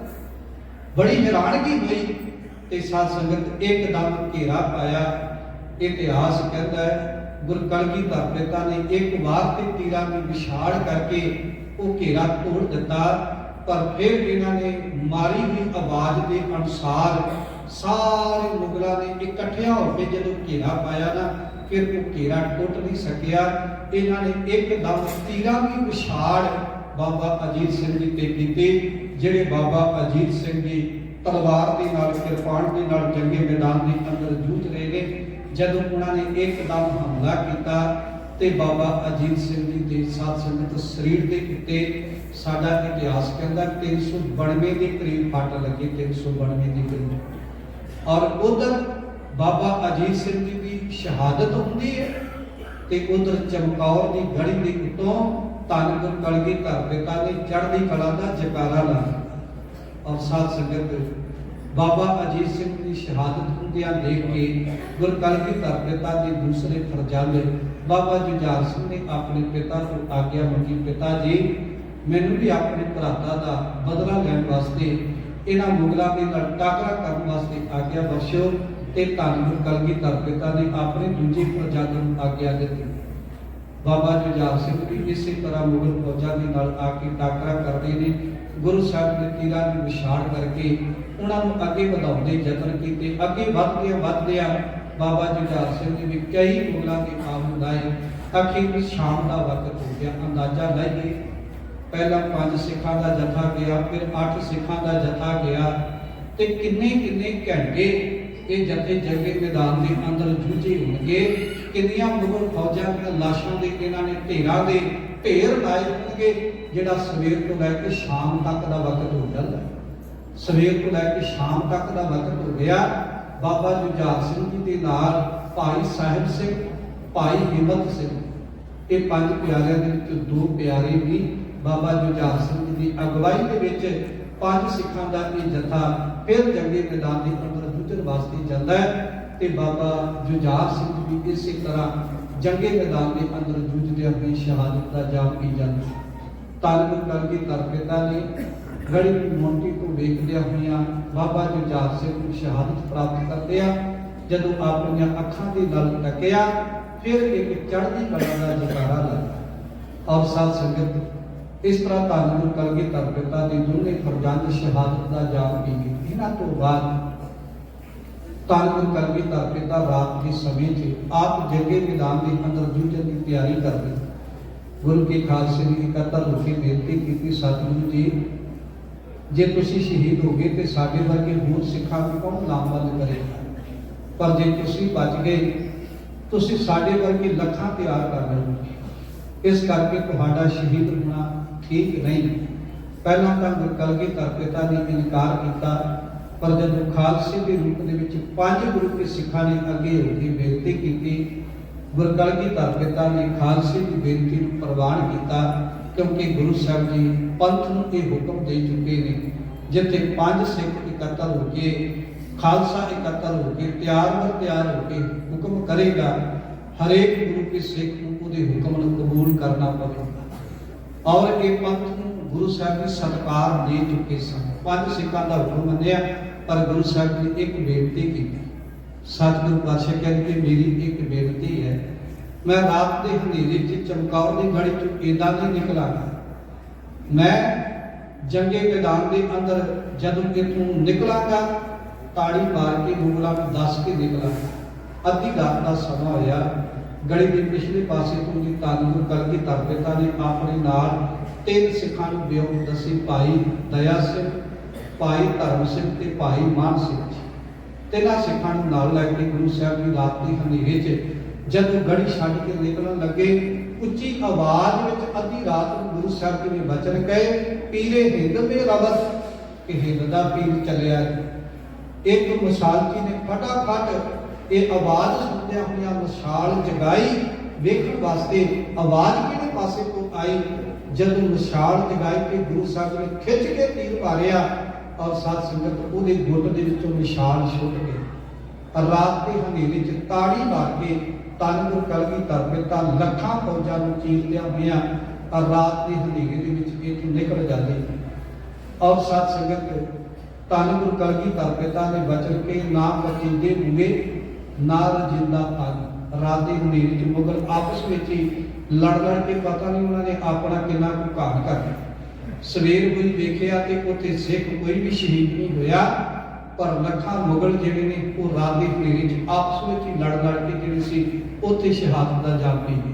ਖੈਰ ਧੰਨ ਗੁਰੂ ਕਲਗੀਧਰ ਪਿਤਾ ਤੇ ਇੱਕ ਮਾਛੀਵਾੜੇ ਦੇ ਜੰਗਲਾਂ ਵਾਲੇ ਪਾਸੇ ਨੂੰ ਚਲਾ ਜਾਂਦੇ ਨੇ। ਉਧਰ ਸਾਧ ਸੰਗਤ ਦੂਸਰੇ ਪਾਸੇ ਧੰਨ ਗੁਰੂ ਗੋਬਿੰਦ ਸਿੰਘ ਮਹਾਰਾਜ ਜੀ ਦੇ ਛੋਟੇ ਪਰਜਾਦ ਜਿਨ੍ਹਾਂ ਨੂੰ ਗੰਗੂ ਬ੍ਰਾਹਮਣ ਆ ਕੇ ਆਪਣੇ ਘਰ ਲੈ ਜਾਂਦੇ। ਸਾਧ ਸੰਗਤ ਦਾ ਥੋੜਾ ਕੁ ਸਮਾਂ ਪਹਿਲਾਂ ਮੁਰੇਡੇ ਕਥਾ ਕਰਨ ਵਾਸਤੇ ਗਿਆ, ਜੋ ਬਿਲਕੁਲ ਗੰਗੂ ਦੇ ਪਿੰਡ ਦੇ ਬਿਲਕੁਲ ਕਰੀਬ ਪੈਂਦਾ। ਜਦੋਂ ਮੈਂ ਉੱਥੇ ਕਥਾ ਕਰਨ ਵਾਸਤੇ ਗਿਆ, ਲਾਗੇ ਇੱਕ ਖਮਾਣੂ ਨਗਰ, ਜਦੋਂ ਮੈਂ ਉੱਥੇ ਵਿਚਾਰ ਕਰ ਰਿਹਾ ਸਾਂ ਤੇ ਇਲਾਕੇ ਦੇ ਲੋਕਾਂ ਨੇ ਇੱਕ ਗੱਲ ਕਹੀ। ਅੱਜ ਵੀ ਇਲਾਕੇ ਦੇ ਲੋਕਾਂ ਨੇ ਇਹ ਗੱਲ ਕਹੀ, ਕਹਿੰਦੇ ਗਿਆਨੀ ਜੀ ਅੱਜ ਤੱਕ ਸਾਡੇ ਇਲਾਕੇ ਦੇ ਲੋਕ ਗੰਗੂ ਦੇ ਪਿੰਡ ਨੂੰ ਲਾਹਣਤਾਂ ਪਾਉਂਦੇ। ਸਵੇਰੇ ਅੰਮ੍ਰਿਤ ਵੇਲੇ ਉੱਠਦਿਆਂ ਸਾਰ ਸਾਡੇ ਇਲਾਕੇ ਦਾ ਕੋਈ ਬੰਦਾ ਨਹੀਂ ਜਿਹੜਾ ਗੰਗੂ ਦੇ ਪਿੰਡ ਦੇ ਦਰਸ਼ਨ ਕਰਨਾ ਚਾਹੁੰਦਾ ਹੋਵੇ। ਕਹਿੰਦੇ ਜੇ ਕੋਈ ਉੱਠ ਕੇ ਗਲਤੀ ਦੇ ਨਾਲ ਵੀ ਕੋਈ ਪਿੰਡ ਨੂੰ ਵੇਖਦਾ ਤੇ ਅੱਜ ਵੀ ਲੋਕ ਸਵੇਰੇ ਉੱਠ ਕੇ ਗੰਗੂ ਦੇ ਪਿੰਡ ਨੂੰ ਵੇਖ ਕੇ ਅੱਜ ਵੀ ਥੁੱਕਦੇ ਲਾਹਣਤਾਂ ਪਾਉਂਦੇ ਨੇ, ਕਿਉਂਕਿ ਦੁਨੀਆ ਨੇ ਆਪਣੇ ਨਾਮ को बदनाम कर गया। दुश्मन भी जो ना करे वो काम कर गया। गंगू ने इदां दा काम कीता, लालच वस हो के ਸਾਹਿਬਜ਼ਾਦਿਆਂ ਨੂੰ ਉਹ ਥੈਲੀ ਦੀ ਲਾਲਚ ਵਿੱਚ ਆ ਕੇ ਪਿਆਰ ਸਹਿਤ ਪਹਿਲਾਂ ਤੇ ਘਰ ਲੈ ਗਿਆ ਮਾਤਾ ਗੰਗਾ ਜੀ ਨੂੰ, ਫਿਰ ਉਹ ਮੋਹਰਾ ਵਾਲੀ ਥੈਲੀ ਛਕਾ ਲਈ। ਤੇ ਜਦੋਂ ਮਾਤਾ ਜੀ ਨੇ ਵੇਖ ਵੀ ਲਿਆ, ਸਵੇਰੇ ਹੋ ਕੇ ਪੁੱਛਿਆ ਕਿ ਵੇ ਪੁੱਤ ਥੈਲੀ ਸੰਭਾਲ ਲਈ ਸੀ ਨਾ। ਤੇ ਲਾਲਚੀ ਦੇ ਬਾਰੇ ਗੁਰੂ ਸਾਹਿਬ ਨੇ ਗੁਰਬਾਣੀ 'ਚ ਬੜੀ ਪਿਆਰੀ ਉਦਾਹਰਨ ਦਿੱਤੀ। ਸਤਿਗੁਰ ਪਾਤਸ਼ਾਹ ਕਹਿੰਦੇ ਕਿ ਲੋਭੀ ਕਾਵੇ ਸਾਹੂ ਨਾ ਕੀਜੈ, ਕਹਿੰਦੇ ਲਾਲਚੀ ਬੰਦੇ ਦਾ ਕਦੇ ਜ਼ਿੰਦਗੀ 'ਚ ਭਰੋਸਾ ਨਾ ਕਰੇ। ਲੋਭੀ ਕਾਵੇ ਸਾਹੂ ਨਾ ਕੀਜੈ, ਜੇਕਾ ਪਾਰ ਵਸਾਏ ਅੰਤ ਕਾਲ ਪ੍ਰਥੈ ਧੁਹੈ, ਜਿੱਥੇ ਹੱਥ ਨਾ ਪਾਏ। ਲਾਲਚੀ ਬੰਦਾ ਬੰਦੇ ਨੂੰ ਉੱਥੇ ਜਾ ਕੇ ਗੁਰੂ ਸਾਹਿਬ ਜੀ ਕਹਿੰਦੇ ਧੋਖਾ ਦੇਵੇਗਾ ਜਿੱਥੇ ਕੋਈ ਬਚਾ ਵੀ ਨਾ ਸਕਦਾ ਹੋਵੇ। ਗੰਗੂ ਨੇ ਵਾਕਈ ਲਾਲਚ ਵਸ ਹੋ ਕੇ ਮੋਹਰਾਂ ਦੀ ਥੈਲੀ ਤਾਂ ਛੁਪਾ ਲਈ, ਮਾਤਾ ਜੀ ਨੇ ਵੇਖ ਵੀ ਲਿਆ, ਪਰ ਫਿਰ ਵੀ ਮਨ ਵਿੱਚ ਇਹ ਲਾਲਚ ਹੋਰ ਪੈਦਾ ਹੋ ਗਿਆ। ਇੱਕ ਪਾਸੇ ਤਾਂ ਮੁਗਲ ਸਰਕਾਰ ਤੋਂ ਬਚ ਜਾਵਾਂਗਾ ਤੇ ਦੂਜੇ ਪਾਸੇ ਮੁਗਲ ਸਰਕਾਰ ਦਾ ਹੁਕਮ ਸੀ ਜਿਹੜਾ ਉਹਨਾਂ ਦੇ ਫਰਜ਼ੰਦਾਂ ਬਾਰੇ ਜਾਂ ਗੁਰੂ ਸਾਹਿਬ ਦੇ ਵਾਸਤੇ ਸੂਹ ਦੇਵੇਗਾ ਉਹਨੂੰ ਹੋਰ ਲੱਖਾਂ ਰੁਪਏ ਇਨਾਮ ਦੇ ਵਜੋਂ ਦਿੱਤੇ ਜਾਣ। ਉਸ ਹਾਲਤ ਵਿੱਚ ਫਸੇ ਹੋਏ ਗੰਗੂ ਬ੍ਰਾਹਮਣ ਨੇ ਮਰਿੰਡੇ ਦੇ ਹਾਕਮ ਦੇ ਕੋਲ ਜਾ ਕੇ ਸ਼ਿਕਾਇਤ ਕਰ ਦਿੱਤੀ ਔਰ ਜਾਂਦੀ ਖਾਂ ਤੇ ਮਾਂਦੀ ਖਾਂ ਮਰਿੰਡੇ ਦੇ ਹਾਕਮ ਸਾਹਿਬਜ਼ਾਦੇ ਨੂੰ ਪਕੜਨ ਵਾਸਤੇ ਆਏ। ਉਹਨਾਂ ਨੇ ਆ ਕੇ ਸਾਹਿਬਜ਼ਾਦਿਆਂ ਨੂੰ ਗੰਗੂ ਬ੍ਰਾਹਮਣ ਦੇ ਘਰ ਦੇ ਵਿੱਚੋਂ ਪਕੜਿਆ, ਪਕੜ ਕੇ ਰਾਤ ਮਰਿੰਡੇ ਦੇ ਥਾਣੇ ਵਿੱਚ ਰੱਖਿਆ। ਉਪਰੰਤ ਉਸ ਸਰਹੱਦ ਵਜ਼ੀਰ ਖਾਨ ਦੇ ਕੋਲ ਲੈ ਕੇ ਆਇਆ ਔਰ ਇੱਥੇ ਹੀ ਮਰਿੰਡੇ ਦੇ ਹਾਕਮ ਨੇ ਸਾਹਿਬਜ਼ਾਦਿਆਂ ਨੂੰ ਜਦੋਂ ਵਜ਼ੀਰ ਖਾਨ ਦੇ ਕੋਲ ਸਰਹੱਦ ਦੀ ਧਰਤੀ ਤੇ ਪਹੁੰਚਾਉਣਾ ਕੀਤਾ ਤੇ ਅੱਜ ਵੀ ਸਾਧ ਸੰਗਤ ਇਸ ਵਾਰ ਸੇਵਾ ਦੀ ਲੱਗੀ ਨੇ ਤੇ ਤਕਰੀਬਨ ਪਿਛਲੇ ਕਈ ਸਾਲਾਂ ਤੋਂ ਲਗਾਤਾਰ ਇਹਨਾਂ ਦਿਨਾਂ 'ਚ ਗੁਰਦੁਆਰਾ ਫਤਿਹਗੜ੍ਹ ਸਾਹਿਬ ਦੀ ਸੇਵਾ ਕਰਨ ਦਾ ਸੁਭਾਗ ਪ੍ਰਾਪਤ ਹੁੰਦਾ ਔਰ ਸਾਧ ਸੰਗਤ ਸਾਡੇ ਕੋਲ ਫਰਸ਼ ਤੇ ਨੰਗੇ ਪੈਰੀ ਨਹੀਂ ਚੱਲਿਆ ਜਾਂਦਾ। ਉਹਨਾਂ ਸਮੇਂ 'ਚ 175 ਫੁੱਟ ਤੋਂ ਵਧੇਕ ਇਹ ਠੰਡਾ ਬੁਰਜ ਜਿੱਥੇ ਰਾਤ ਕਿਸੇ ਨੂੰ ਰੱਖਿਆ ਜਾਂਦਾ ਸੀ, ਸਵੇਰ ਹੋਣ ਤੱਕ ਉਹ ਸਾਰੀਆਂ ਈਨਾਂ ਕਬੂਲ ਕਰ ਲੈਂਦਾ ਸੀ। ਇਦਾਂ ਦੀ ਠੰਡ, ਇਦਾਂ ਦਾ ਮਾਹੌਲ, ਲਾਗੂ ਵੀ ਵਗਦਾ ਹੋਇਆ ਦਰਿਆ ਤੇ ਠੰਡੀ ਠੰਡੀ ਆਉਂਦੀ ਹੋਈ ਹਵਾ ਬੰਦੇ ਦੇ ਹੱਥ ਪੈਰ ਨੂੰ ਠਾਰ ਕੇ ਰੱਖ ਦਿੰਦੀ ਸੀ। ਔਰ ਸਾਧ ਸੰਗਤ ਦਾਦੀ ਮਾਂ ਨੇ ਗੋਦੀ ਵਿੱਚ ਲਿਆ ਹੋਇਆ ਇਹਨਾਂ ਬੱਚਿਆਂ ਨੂੰ ਸਾਰੀ ਰਾਤ ਇਤਿਹਾਸ ਦੀਆਂ ਕਹਾਣੀਆਂ ਸੁਣਾਈਆਂ ਔਰ ਨਾਲ ਇਹ ਵੀ ਗੱਲ ਦੱਸੀ ਕਿ ਪੁੱਤਰ ਜੀ ਤੁਹਾਡੇ ਪੜਦਾਦੇ ਧੰਨ ਗੁਰੂ ਅਰਜਨ ਦੇਵ ਮਹਾਰਾਜ ਜੀ ਦੀ ਸ਼ਹਾਦਤ ਕਿਵੇਂ ਹੋਈ, ਗੁਰੂ ਤੇਗ ਬਹਾਦਰ ਸਾਹਿਬ ਤੁਹਾਡੇ ਦਾਦੇ ਦੀ ਸ਼ਹਾਦਤ ਕਿਵੇਂ ਹੋਈ। ਇਹ ਸਾਰੀਆਂ ਕਹਾਣੀਆਂ ਇਤਿਹਾਸ ਦੀਆਂ ਕਥਾਵਾਂ ਆਪਣੇ ਬੱਚਿਆਂ ਨੂੰ ਦਾਦੀ ਮਾਂ ਨੇ ਗੋਦੀ ਵਿੱਚ ਲੈ ਕੇ ਆਪਣੇ ਪੋਤਰਿਆਂ ਨੂੰ ਸੁਣਾਈਆਂ ਔਰ ਉਹਨਾਂ ਕਥਾਵਾਂ ਦਾ ਹੀ ਅਸਰ ਸੀ। ਸਾਥ ਮੈਂ ਇੱਥੇ 1 ਮਿੰਟ ਬੇਨਤੀ ਕਰਨੀ ਚਾਹੁੰਦਾ। ਸਾਡੇ ਘਰ ਦੇ ਅੰਦਰ ਸਾਧ ਸੰਗਤ ਅਸੀਂ ਆਪਸ ਵਿੱਚ ਲੜਦੇ ਹਾਂ। ਇਹ ਗੱਲ ਮਤ ਸੋਚਿਓ ਕਿ ਬੱਚਿਆਂ ਦੇ ਉੱਤੇ ਉਸ ਗੱਲ ਦਾ ਕੋਈ ਅਸਰ ਨਹੀਂ ਹੁੰਦਾ ਹੋਵੇ।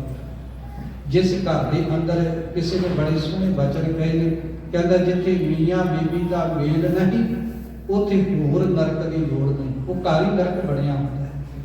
ਜਿਸ ਘਰ ਦੇ ਅੰਦਰ ਪਤੀ ਪਤਨੀ ਦਾ ਝਗੜਾ ਹੁੰਦਾ ਹੋਵੇ ਨਾ, ਬੱਚੇ ਪੂਰਾ ਕਾਗਜ਼ ਦੀ ਸਾਥ ਬੜਾ ਕੁਝ ਨੋਟ ਕਰਦੇ।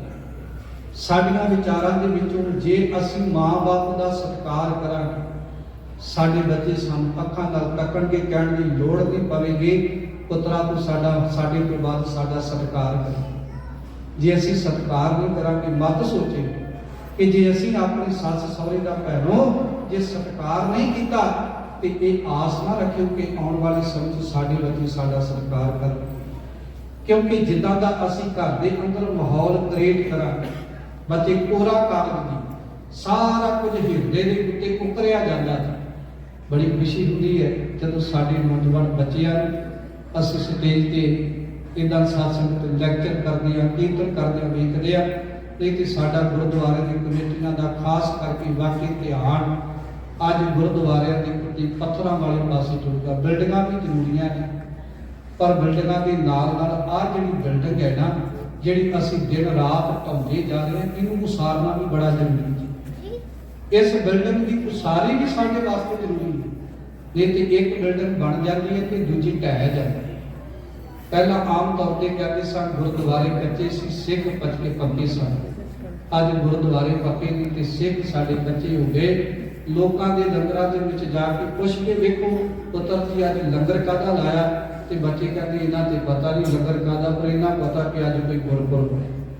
ਮੁਆਫ ਕਰਨਾ ਸਾਧ ਸੰਗਤ, ਇਹ ਬੱਚਿਆਂ ਦੇ ਜੀਵਨ 'ਚ ਗੱਲਾਂ ਕਿਹਨਾਂ ਨੇ ਪਾਣੀਆਂ, ਇਹ ਸਾਡਾ ਫਰਜ਼ ਬਣਦਾ। ਖੈਰ ਗੰਗੂ ਬ੍ਰਾਹਮਣ ਨੇ ਇਹ ਕੀਤੀ ਹੋਈ ਗਦਾਰੀ ਦੇ ਅਨੁਸਾਰ ਵਜ਼ੀਰ ਖਾਨ ਨੇ ਸਾਰੀ ਰਾਤ ਸਾਹਿਬਜ਼ਾਦਿਆਂ ਨੂੰ ਠੰਡੇ ਬੁਰਜ ਦੇ ਵਿੱਚ ਰੱਖਿਆ। ਸਵੇਰ ਹੋਈ ਕਚਹਿਰੀ ਦੇ ਵਿੱਚ ਪੇਸ਼ ਕੀਤਾ ਗਿਆ। ਜਦੋਂ ਪਹਿਲੇ ਦਿਨ ਕਚਹਿਰੀ ਦੇ ਵਿੱਚ ਪੇਸ਼ ਹੋਏ ਤੇ ਬਾਬਾ ਅਜੀਤ ਸਿੰਘ, ਬਾਬਾ ਜੋਰਾਵਰ ਸਿੰਘ ਤੇ ਬਾਬਾ ਫਤਿਹ ਸਿੰਘ ਜੀ ਆਪਸ ਵਿੱਚ ਵਿਚਾਰ ਕਰਦੇ ਕਿ ਸਾਡੀ ਦਾਦੀ ਨੇ ਸਾਡੇ ਪਿਤਾ ਨੇ ਕਿਹਾ ਸੀ ਕਿਸੇ ਅੱਗੇ ਸਿਰ ਨਹੀਂ ਝੁਕਾਉਣਾ। ਵੈਸੇ ਸਾਧ ਸੰਗਤ ਇਹ 7 ਸਾਲ ਕੇ 9 ਸਾਲ ਦੇ ਪਿੰਡਿਆਂ ਦੇ ਉੱਤੇ ਇਦਾਂ ਦਾ ਦੁਖੜਾ ਦੇ ਕੇ ਧਰਮ ਤੋਂ ਡਲਾਉਣ ਵਾਲੀ ਵਿਚਾਰ ਨੂੰ ਪਰਖਣ ਦਾ ਮਤਲਬ ਇਹ ਸੀ ਗੁਰੂ ਨਾਨਕ ਦੇ ਘਰ ਦੇ ਇਤਿਹਾਸ ਦੀਆਂ ਜੜ੍ਹਾਂ ਸਿੱਖਾਂ ਦੇ ਹਿਰਦੇ ਤੱਕ ਕਿੱਥੋਂ ਤੱਕ ਉਤਰੀਆਂ ਗਈਆਂ ਨੇ। ਇਹ ਸਾਡੇ ਇੰਤਹਾ ਸੀ, ਇਹ ਸਿਖਰ ਸੀ ਮੁਗਲਾਂ ਦੇ ਜ਼ੁਲਮ ਦਾ। ਵੱਡਿਆਂ ਤੋਂ ਲੈ ਕੇ ਛੋਟਿਆਂ ਤੱਕ ਵੀ ਪਰਖਿਆ ਗਿਆ ਤੇ ਸਿੱਖਾਂ ਦੀਆਂ ਜੜ੍ਹਾਂ ਵਿੱਚ ਗੁਰੂ ਘਰ ਦੇ ਇਤਿਹਾਸ ਦਾ ਜਨੂਨ ਕਿੱਥੋਂ ਤੱਕ ਪਹੁੰਚਿਆ, ਇਹ ਵੇਖਿਆ ਗਿਆ।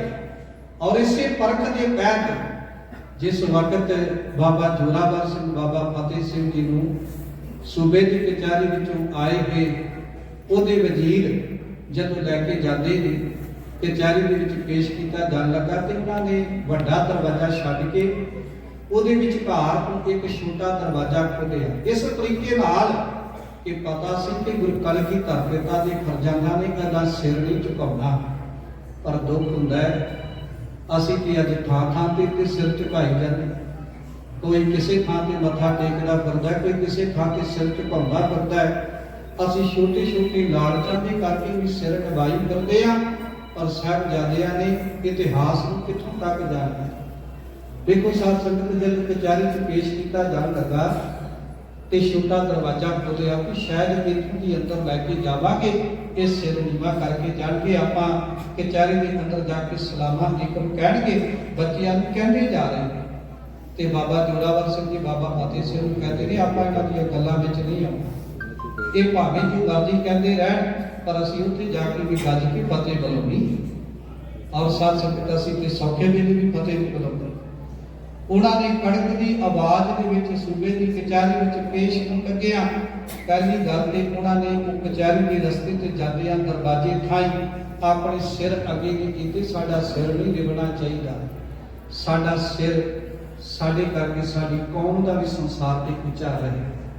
ਔਰ ਸਾਧ ਸੰਗਤ ਜੁੱਤੀਆਂ ਅੱਗੇ ਕੱਢੀਆਂ। ਬੜੀ ਨਮੋਸ਼ੀ ਹੋਈ। ਵਜ਼ੀਰ ਖਾਨ ਕਚਹਿਰੀ ਵਿੱਚ ਬੈਠਿਆ। ਜਦੋਂ ਇਹਨਾਂ ਸਾਹਿਬਜ਼ਾਦੇ ਨੇ ਉਹ ਦਰਵਾਜ਼ੇ ਥਾਈ ਆਪਣੀ ਜੁੱਤੀਆਂ ਅੱਗੇ ਕੱਢੀਆਂ, ਕਚਹਿਰੀ 'ਚ ਪੇਸ਼ ਹੁੰਦਿਆਂ ਸਾਰ ਉਹਨਾਂ ਦੀਆਂ ਗੱਲਾਂ ਨੂੰ ਤਿਆਗ ਕੇ ਜਦੋਂ ਕੜਕਦੀ ਆਵਾਜ਼ ਵਿੱਚ ਜਾ ਕੇ ਫਤਿਹ ਬੁਲਾਈ, ਵਾਹਿਗੁਰੂ ਜੀ ਕਾ ਖਾਲਸਾ ਵਾਹਿਗੁਰੂ ਜੀ ਕੀ ਫਤਿਹ। ਕਹਿੰਦੇ ਨੇ ਸਰਹੱਦ ਦੀਆਂ ਦੀਵਾਰਾਂ ਕੰਬ ਗਈਆਂ। ਛੋਟੇ ਛੋਟੇ ਬੱਚਿਆਂ ਦਾ, ਇਹਨਾਂ ਬਾਬਿਆਂ ਦਾ, ਇਹਨਾਂ ਸਾਹਿਬਜ਼ਾਦਿਆਂ ਦਾ ਜਨੂਨ ਵੇਖ ਕੇ, ਇਹਨਾਂ ਦੇ ਅੰਦਰ ਸਿੱਖੀ ਦੀ ਚਿੰਗ ਵੇਖ ਕੇ ਵਜ਼ੀਰ ਖਾਨ ਖੁਦ ਠੰਬਰ ਗਿਆ। ਕਈਆਂ ਮੌਲਵੀਆਂ ਦੇ ਹੱਥ ਵਿੱਚੋਂ ਮਾਲਾ ਛੁੱਟ ਗਈਆਂ ਜਦੋਂ ਸਾਹਿਬਜ਼ਾਦਿਆਂ ਦੇ ਅੰਦਰ ਦੇ ਜਜ਼ਬਾਤ ਵੇਖੇ। ਔਰ ਸਾਧ ਸੰਗਤ ਜਦੋਂ ਵਿਚਾਰ ਚੱਲੀ, ਕਈ ਵਿਚਾਰਾਂ ਹੋਈਆਂ। ਬੱਚੇ, ਤੁਹਾਡੀ ਅਜੇ ਖਾਣ ਪੀਣ ਦੀ ਉਮਰ, ਤੁਸੀਂ ਛੋਟੇ ਹੋ, ਅਜੇ ਵੀ ਸਮਾਂ ਹੈ। ਕੀ ਲੈਣਾ ਤੁਸੀਂ ਸਿੱਖ ਧਰਮ ਤੋਂ? ਤੁਹਾਨੂੰ ਵਾਪਸ ਤੁਹਾਡਾ ਆਨੰਦਪੁਰ ਦਿੱਤਾ ਜਾਵੇਗਾ। ਇੱਥੋਂ ਤੱਕ ਤੁਹਾਨੂੰ ਹਰੇਕ ਚੀਜ਼ ਦਾ ਅਹੁਦਾ ਵੀ ਦਿੱਤਾ ਜਾਵੇਗਾ, ਖਾਣ ਪੀਣ ਦੇ ਪਦਾਰਥ ਵੀ ਦਿੱਤੇ ਜਾਣਗੇ। ਕਈ ਪ੍ਰਕਾਰ ਦੇ ਲਾਲਚ ਤੇ ਧਮਕੀਆਂ ਵੀ ਦਿੱਤੀਆਂ ਗਈਆਂ ਤੇ ਇਹਨਾਂ ਬੱਚਿਆਂ ਨੂੰ ਇੱਕੋ ਹੀ ਗੱਲ ਸ਼ਰਤ ਅੱਗੇ ਰੱਖਦੇ ਰਹੇ, ਅਜੇ ਵੀ ਸਮਾਂ ਹੈ, ਬੱਚਿਆਂ ਨੂੰ ਪਰਖ ਕੇ ਵੇਖੀਏ ਇਹ ਧਰਮ ਇਮਾਨ ਤਿਆਗਦੇ ਜਾਂ ਨਹੀਂ ਤਿਆਗਦੇ। ਤੇ ਜਿਹੜਾ ਬੱਚਿਆਂ ਦੇ ਅੰਦਰ ਵਿਚਾਰ ਸੀ ਉਹ ਸੁਣ ਕੇ ਹੈਰਾਨ ਹੋ ਗਏ। ਜਦੋਂ ਉਹਨਾਂ ਕਿਹਾ ਨਾ ਇੱਕੋ ਹੀ ਸ਼ਰਤ ਹੈ, ਬਸ ਸਿੱਖ ਧਰਮ ਤਿਆਗ ਕੇ ਦੀਨੇ ਇਸਲਾਮ ਨੂੰ ਕਬੂਲ ਕਰ ਲਓ। ਤੇ ਇਹਨਾਂ ਪਰਜੰਦਾ ਨੇ ਅਬੂ ਬੜਾ ਪਿਆਰਾ ਉੱਤਰ ਦਿੱਤਾ। ਕਹਿੰਦੇ ਧਰਮ ਸਮਾਜ ਦੇ ਅੰਦਰ ਕੋਈ ਥੋੜਾ ਜਿਹਾ ਵੀ ਲਾਲਚ ਦੇ ਦੇਵੇ, ਲੋਕ ਬੜੀ ਛੇਤੀ ਧਰਮ ਸਮਾਨ ਤਬਦੀਲ ਕਰਕੇ ਉਧਰ ਚੱਲ ਪੈਂਦੇ। ਸੱਚ ਜਾਣੇ ਸਾਧ ਸੰਗਤ ਉਹ ਖੋਤੇ ਹੁੰਦੇ ਨੇ। ਜਿਹਦੀ ਜ਼ਮੀਰ ਵਿਕ ਗਈ, ਸਮਝ ਲੈਣਾ ਉਹਦਾ ਸਾਰਾ ਕੁਝ ਹੀ ਵਿਕ ਗਿਆ। ਔਰ ਸਾਹਿਬਜ਼ਾਦਿਆਂ ਦੇ ਨਾਲ ਉਹਨਾਂ ਨੇ ਵਿਚਾਰ ਕੀਤੀ। ਕੋਲ ਬੈਠੇ ਆ। ਇਤਿਹਾਸ ਕਹਿੰਦਾ ਇੱਕ ਵਾਰ ਤੇ ਨਵਾਬ ਸ਼ੇਰ ਮੁਹੰਮਦ ਖਾਨ ਉਹ ਵੀ ਕਚਹਿਰੀ ਚੱਲੇਗਾ ਕਿ ਤੁਸੀਂ ਬਦਲਾ ਲੈਣਾ ਚਾਹੋ, ਆਪਣੇ ਭਰਾਤਾ ਦਾ ਬਦਲਾ ਲੈ ਸਕਦੇ ਹੋ ਇਹਨਾਂ ਸਾਹਿਬਜ਼ਾਦਿਆਂ ਨੂੰ ਸ਼ਹੀਦ ਕਰਕੇ। ਔਰ ਇੱਕ ਵਾਰ ਤਾਂ ਵਿਚਾਰ ਚੱਲ ਪਈ। ਕਹਿੰਦੇ ਕਿ ਬੱਚਿਆਂ ਦੀ ਕੋਈ ਕਹਿ ਰਿਹਾ ਕਿ ਛੋਟੀ ਉਮਰ ਹੈ, ਇਹ ਤੇ ਖਾਣ ਪੀਣ ਦੇ ਪਦਾਰਥਾਂ ਵਿੱਚ ਹੀ ਉਲਝ ਜਾਣਗੇ। ਦੂਜਾ ਕਹਿ ਰਿਹਾ ਸੀ ਨਹੀਂ, ਇਹ ਖਾਣ ਪੀਣ ਦੇ ਪਦਾਰਥਾਂ ਦੀ ਉਮਰ ਦੇ ਵਿੱਚ ਨਹੀਂ ਉਲਝਣਗੇ, ਇਹ ਤੇ ਖਿਡੌਣੇ ਦੇ ਦਿਓ ਤੇ ਖਿਡੌਣਿਆਂ ਨਾਲ ਹੀ ਵਰਤ ਜਾਣਗੇ। 7 ਸਾਲ ਤੇ 9 ਸਾਲ ਦਾ ਬੱਚਾ ਕੀ ਹੁੰਦਾ। ਲਾਗੇ ਤੀਸਰਾ ਕਹਿ ਰਿਹਾ ਸੀ ਨਹੀਂ, ਦੀਵਾਨ ਸੁੱਚਾ ਨੰਦ ਆਦਿ ਵਰਗੇ ਇਹ ਇਹਨਾਂ ਦੇ ਲਾਲਕਾਂ ਵਿੱਚ ਫਸਣ ਵਾਲੇ ਨਹੀਂ। ਇਹ ਵਿਚਾਰ, ਇਹਨਾਂ ਦੇ ਆਦਰਸ਼ ਬੜੇ ਉੱਚੇ ਤੇ ਸੱਚੇ ਨੇ। ਇੱਥੋਂ ਤੱਕ ਵਿਚਾਰ ਚੱਲੇ। ਕਹਿੰਦੇ ਕਿ ਜੇ ਯਕੀਨ ਨਹੀਂ ਹੁੰਦਾ, ਕਿਉਂਕਿ ਇੱਕ ਵਾਰ ਜਦੋਂ ਨਵਾਬ ਸ਼ੇਰ ਮੁਹੰਮਦ ਖਾਨ ने हाथ नारा मारिया ना, कहता बदला ही लेना होगा तो लेंगे हम इसके बाप से, महफूज रखे खुदा हमें ऐसे पाप से। कहता मैं ये पाप नहीं करना, जे मैं बाप का बदला लेना होगा ना तो बाप दे कोल लवांगा, मैं बच्चों के उत्ते तशद्दुद क्यों करा। और जब इन्हां दे विचार कहे तो कहते हैं उस वक्त दीवान सुच्चा नंद वो कोल खड़ा होया, बार बार चूली कर रहा सी। उन्हें इत्थों तक भी कह दिता, कहता कि सप दे बच्चे नहीं, सप दे बच्चे। ते फरदौसी का एक शेर है कि सप नूं मारना ते उहदे बच्चियां नूं पालना कोई सियाणप नहीं। ये दीवान सुच्चा नंद ने गल कही। एक बार ते काजी नूं पुछया गया, काजी साहिब साडा धर्म ईमान इहदे वास्ते की कहता है, जे छोटी उम्र के बच्चे साडे काबू आए ने ते इन्हां नूं आपां अपने धर्म ईमान के अनुसार किदां दी सजा दे सकदे। एक बार तां काजी ने ये गल कह दी, इन्हां छोटे बच्चों की धर्म की विचारधारा अनुसार इन्हां ते कोई फतवा नहीं दिता जा सकता। फिर कहते कि किया जा सकता, कहते इन्हां दे विचार सुनो ते इन्हां नूं छड्ड दिओ। एक बार की कचहरी विच विचार चली, बच्चों नूं छड्डिया जाए। फिर जदों दीवान सुच्चा नंद ने कहा ना कि सप दे बच्चे ने, सप दे बच्चे बादशाह के तुहानूं बाद विच डंग जरूर मार। एक बार पुछया गया बच्चियां नूं, प्यार दे विच लिया के पुछया, कहंदे बच्चिओ मान लो जे तुहानूं छड्ड भी दिता जावे ते तुसीं की करो, तुहाडा अगला विचार की होवेगा, तुहाडा अगला स्टैप की होवेगा। ते इन्हां ने साहिबजादियां ने बड़ी कड़कवी आवाज विच उत्तर दिता, ਕਹਿੰਦੇ ਕਰਾਂਗੇ ਪਤਾ ਕੀ, ਕਹਿੰਦੇ ਕੀ, ਕਹਿੰਦੇ ਜੰਗਲਾਂ 'ਚ ਜਾਵਾਂਗੇ, ਕਹਿੰਦੇ ਫਿਰ ਕੀ ਕਰੋਗੇ, ਕਹਿੰਦੇ ਉੱਥੇ ਸਿੱਖ ਇਕੱਠੇ ਕਰਾਂਗੇ, ਕਹਿੰਦੇ ਫਿਰ ਘੋੜਿਆਂ ਤੇ ਚੜਾਂਗੇ, ਕਹਿੰਦੇ ਫਿਰ ਤੁਹਾਡੇ ਨਾਲ ਲੜਾਂਗੇ, ਕਹਿੰਦੇ ਕਦੋਂ ਤੱਕ, ਕਹਿੰਦੇ ਉਦੋਂ ਤੱਕ ਲੜਦੇ ਰਹਾਂਗੇ ਜਦੋਂ ਤੱਕ ਤੁਹਾਡੇ ਜ਼ੁਲਮੀ ਸਮਰਾਜ ਦੀਆਂ ਜੜ੍ਹਾਂ ਖਤਮ ਨਹੀਂ ਹੋ ਜਾਂਦੀਆਂ। ਔਰ ਇੱਕ ਵਾਰ ਇੱਥੋਂ ਤੱਕ ਵੀ ਵਿਚਾਰ ਇਹਨਾਂ ਸਾਹਿਬਜ਼ਾਦਿਆਂ ਨੇ ਅੱਗੋਂ ਕੜਕਵੀਂ ਆਵਾਜ਼ ਵਿੱਚ ਕਹੇ ਤੇ ਦੀਵਾਨ ਸੁੱਚਾ ਨੰਦ ਕੋਲ ਖੜਾ ਕਹਿੰਦਾ ਬਾਦਸ਼ਾਹ ਵਜ਼ੀਰ ਖਾਨ, ਵੇਖਿਆ ਮੈਂ ਤੁਹਾਨੂੰ ਸੱਚ ਕਹਿ ਰਿਹਾ ਸਾਡਾ, ਇਹਨਾਂ ਦੀ ਉਮਰ ਛੋਟੀ ਹੈ ਪਰ ਇਹਨਾਂ ਦੇ ਆਦਰਸ਼ ਬੜੇ ਵੱਡੇ ਨੇ, ਇਹ ਉਹਨਾਂ ਚਿਰ ਚੈਨ ਨਾਲ ਨਹੀਂ ਬੈਠਣਗੇ ਜਦੋਂ ਤੱਕ ਤੁਹਾਡਾ ਜ਼ੁਲਮੀ ਸਮਰਾਜ ਖਤਮ ਨਹੀਂ ਕਰ ਲੈਂਦੇ। ਵਜ਼ੀਰ ਖਾਨ ਇੱਕ ਵਾਰ ਫਿਰ ਕਿਹਾ ਕਾਜ਼ੀ ਸਾਹਿਬ, ਗੱਲ ਉਮਰਾਂ ਦੀ ਨਾ ਵੇਖੋ, ਗੱਲ ਵਿਚਾਰਾਂ ਦੀ ਵੇਖੋ। ਜੇ ਕੋਈ ਉਮਰ ਕਰਕੇ ਛੋਟਾ ਵੀ ਹੋਵੇ ਔਰ ਉਹਦਾ ਵਿਚਾਰ ਆਦਰਸ਼ ਸਾਡੇ ਧਰਮ ਤੇ ਈਮਾਨ ਵਾਸਤੇ ਖਤਰੇ ਵਾਲਾ ਹੋਵੇ ਤੇ ਉਹਦੇ ਵਾਸਤੇ ਫਿਰ ਕੁਰਾਨ ਕੀ ਕਹਿੰਦਾ, ਔਰ ਇਹਦੇ ਵਾਸਤੇ ਫਿਰ ਕਾਜ਼ੀ ਸਾਹਿਬ ਨੇ ਕਾਨੂੰਨ ਉਤਾਰ ਦਿੱਤਾ, ਕਹਿੰਦਾ ਫਿਰ ਇਸ ਤਰ੍ਹਾਂ ਦੇ ਬੱਚਿਆਂ ਨੂੰ ਜਿਹੜਾ ਹੈ ਉਹ ਫਿਰ ਫਤਵੇ ਦੇ ਅਨੁਸਾਰ ਜਿਉਂਦੇ ਜੀ ਜਿਹੜੇ ਸਾਡੇ ਧਰਮ ਵਾਸਤੇ ਕਾਫਰ ਹੋਣ, ਸਾਡੇ ਧਰਮ ਤੇ ਈਮਾਨ ਵਾਸਤੇ ਖਤਰਾ ਹੋਣ, ਉਹਨਾਂ ਨੂੰ ਤੇ ਵੱਡੀਆਂ ਵੱਡੀਆਂ ਸਜ਼ਾਵਾਂ ਦਿੱਤੀਆਂ ਜਾਣੀਆਂ ਚਾਹੀਦੀਆਂ। ਕਾਜੀ ਹੋਈ ਰਿਸ਼ਵਤੀ ਵੱਡੀ ਲੈ ਕੇ ਹੱਕ ਗਵਾਏ।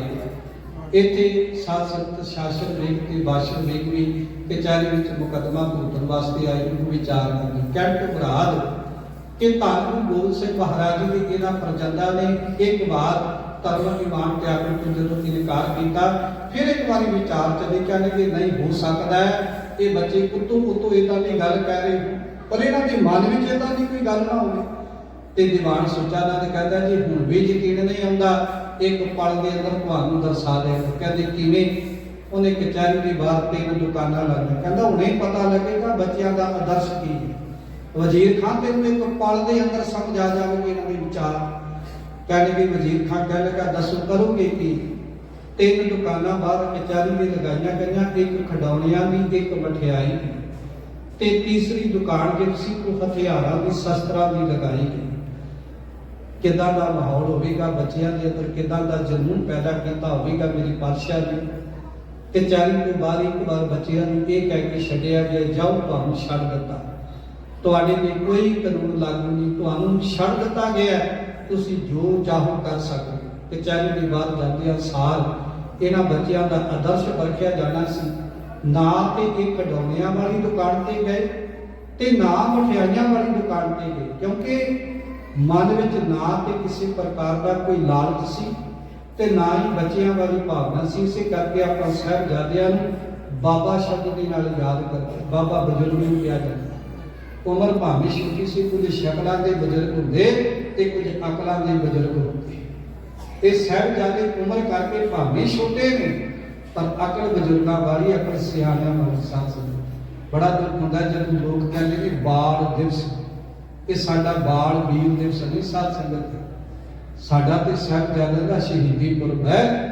ਅਸੀਂ ਤੇ ਉਹਨਾਂ ਬਾਬਿਆਂ ਨੂੰ ਯਾਦ ਕਰਦੇ, ਅਸੀਂ ਬਾਲ ਕਹਿ ਕੇ ਨਹੀਂ ਸਤਿਕਾਰ ਕਰਦੇ। ਖੈਰ ਸਾਧ ਸੰਗਤ, ਧੰਨ ਗੁਰੂ ਗੋਬਿੰਦ ਸਿੰਘ ਮਹਾਰਾਜ ਜੀ ਦੇ ਇਹਨਾਂ ਦੋਨਾਂ ਪ੍ਰਜੰਦਾਂ ਨੇ ਜਦੋਂ ਬਾਹਰ ਛੱਡਿਆ, ਨਾ ਮਠਿਆਈਆਂ ਵਾਲੀ ਦੁਕਾਨ ਤੇ ਗਏ, ਨਾ ਖਿਡੌਣਿਆਂ ਵਾਲੀ ਦੁਕਾਨ ਤੇ ਗਏ। ਇੱਕ ਨੇ ਜਾ ਕੇ ਤੀਰ ਕਮਾਨ ਚੁੱਕ ਲਿਆ, ਇੱਕ ਨੇ ਕਿਰਪਾਨ ਚੁੱਕ ਲਈ। ਉਸੇ ਵਕਤ ਤੀਰ ਕਮਾਨ ਤੇ ਕਿਰਪਾਨ ਲੈ ਕੇ ਵਜ਼ੀਰ ਖਾਨ ਦੀ ਕਚਹਿਰੀ ਵਾਲੇ ਪਾਸੇ ਨੂੰ ਦੌੜੇ। ਉਹ ਵਜ਼ੀਰ ਖਾਨ ਤੈਨੂੰ ਤੇ ਹੁਣੇ ਮੌਤ ਦੇ ਘਾਟ ਉਤਾਰ ਦੇਣਾ।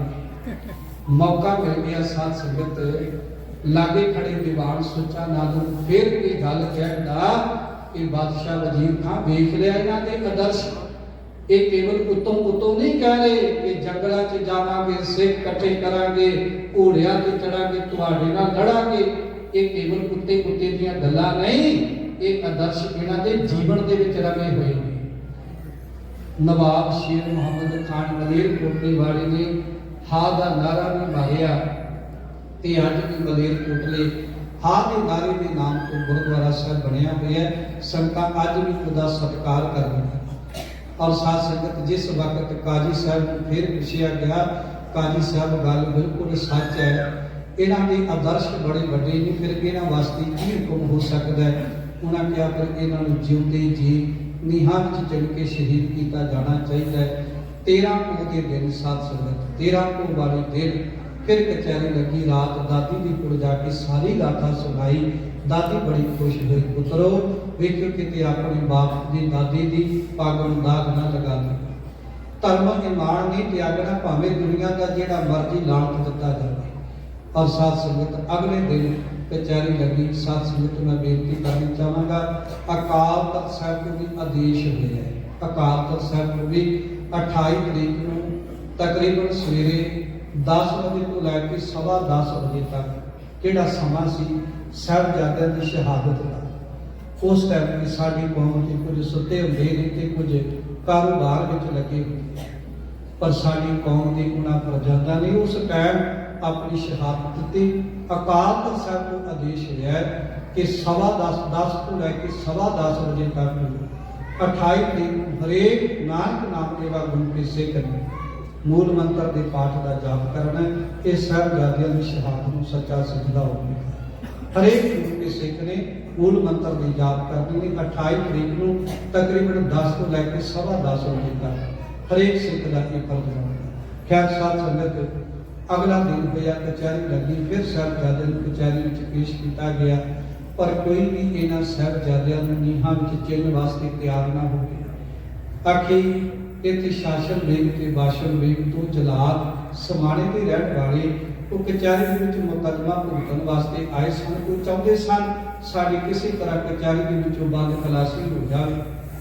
ਪਰ ਸਾਧ ਸੰਗਤ ਉਸ ਵਕਤ ਜਦੋਂ ਉਹਨਾਂ ਨੂੰ ਇਹ ਗੱਲ ਕਹੀ ਗਈ ਕਿ ਤੁਸੀਂ ਇਹਨਾਂ ਸਾਹਿਬਜ਼ਾਦਿਆਂ ਨੂੰ ਜਿਉਂਦੇ ਦੀ ਨੀਹਾਂ ਵਿੱਚ ਚਿਣੋਗੇ, ਉਹਨਾਂ ਨੇ ਇਸ ਗੱਲ ਨੂੰ ਕਬੂਲ ਕਰ ਲਿਆ। ਸਾਡੀ ਸਜ਼ਾ ਮੁਆਫੀ ਹੋ ਜਾਵੇ, ਅਸੀਂ ਸਾਹਿਬਜ਼ਾਦੇ ਨੂੰ ਜਿਉਂਦੇ ਦੀ ਨੀਹਾਂ ਵਿੱਚ ਚਿਣਨ ਵਾਸਤੇ ਤਿਆਰ ਹਾਂ। ਧੰਨ ਕਲਗੀਧਰ ਪਿਤਾ ਦੇ ਦੋਨਾਂ ਪ੍ਰਜੰਦਾਂ ਨੂੰ ਨੀਹਾਂ ਦੇ ਵਿੱਚ ਚਿਣਿਆ ਗਿਆ। ਜਿਸ ਵਕਤ ਚੱਲਦਿਆਂ ਇਹ ਦੀਵਾਰ ਸਾਧ ਸੰਗਤ ਛਾਤੀਆਂ ਤੱਕ ਆਈ ਨਾ ਸਾਹਿਬਜ਼ਾਦੇ, ਗੋਡਿਆਂ ਦੀਆਂ ਚੱਪੜੀਆਂ ਦੇ ਨਾਲ ਕਹਿੰਦੇ ਨੇ ਜੀ ਇੱਟਾਂ ਬਾਹਰ ਨਿਕਲਦੀਆਂ ਸੀ। ਇੱਟਾਂ ਤੋੜਨ ਦੀ ਥਾਂ ਤੇ ਸਾਹਿਬਜ਼ਾਦਿਆਂ ਦੀਆਂ ਚੱਪੜੀਆਂ ਭੰਨੀਆਂ ਗਈਆਂ ਔਰ ਸਾਧ ਸੰਗਤ ਨੀਹਾਂ ਵਿੱਚ ਚਿਣਿਆ ਜਾ ਰਿਹਾ ਸੀ।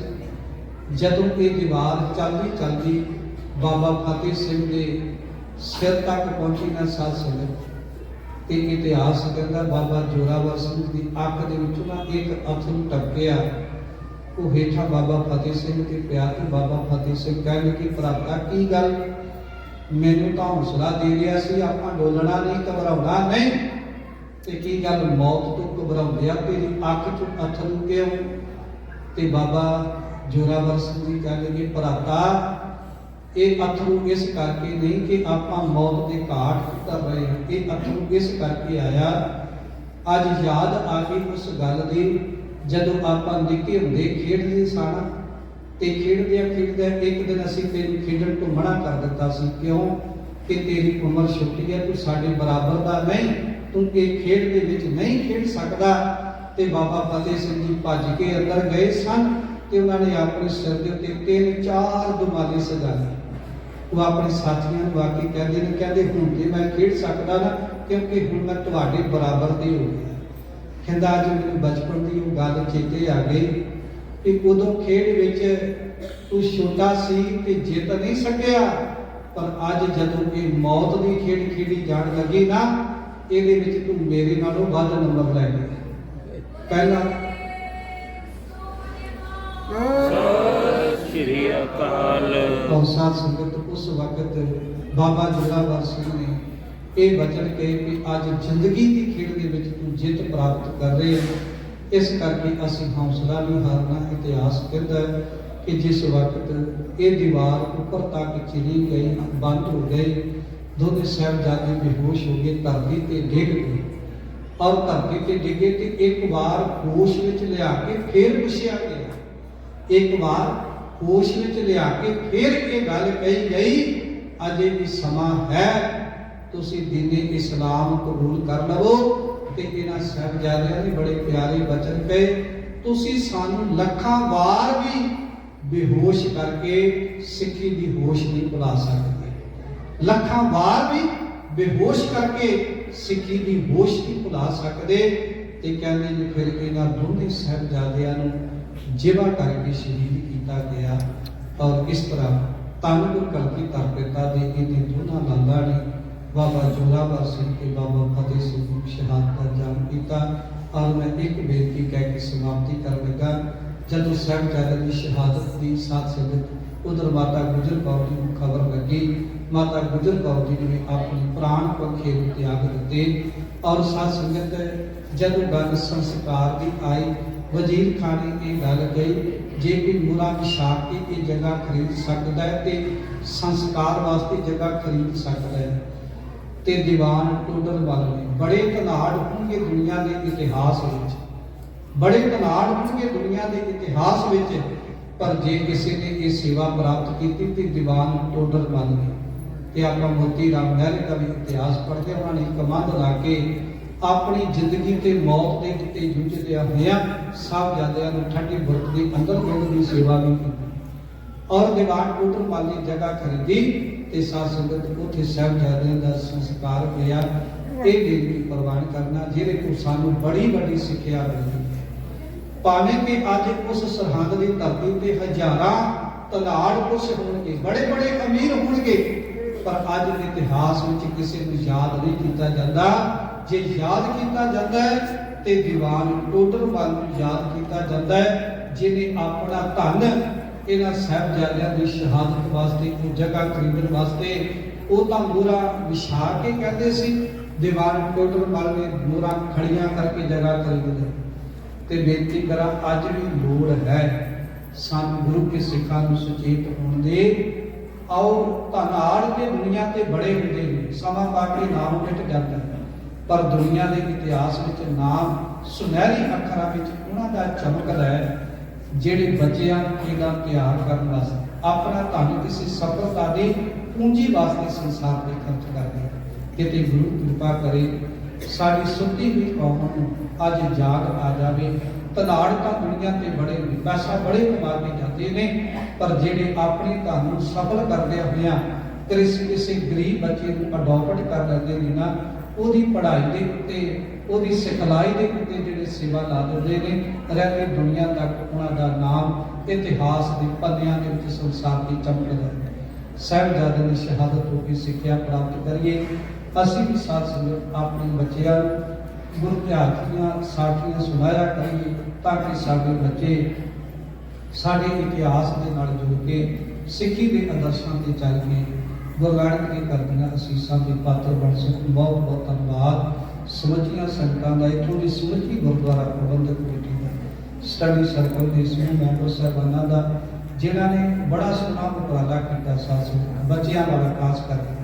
ਔਰ ਅੱਜ ਦੇ ਸਮੇਂ 'ਚ ਇਹ ਲੋੜ ਵੀ ਹੈ, ਇਹੀ ਸਾਡੀ ਸਾਹਿਬਜ਼ਾਦਿਆਂ ਨੂੰ ਸੱਚੀ ਸ਼ਹਾਦਤ ਨੂੰ ਸਜਦਾ ਹੋਵੇਗਾ ਜੇ ਅਸੀਂ ਅੱਜ ਅਜੋਕੇ ਸਮੇਂ 'ਚ ਆਪਣੇ ਬੱਚਿਆਂ ਨੂੰ ਸੰਭਾਲੀਏ, ਗੁਰਮਤਿ ਮਾਰਗ ਤੇ ਚਲਾ ਦਈਏ।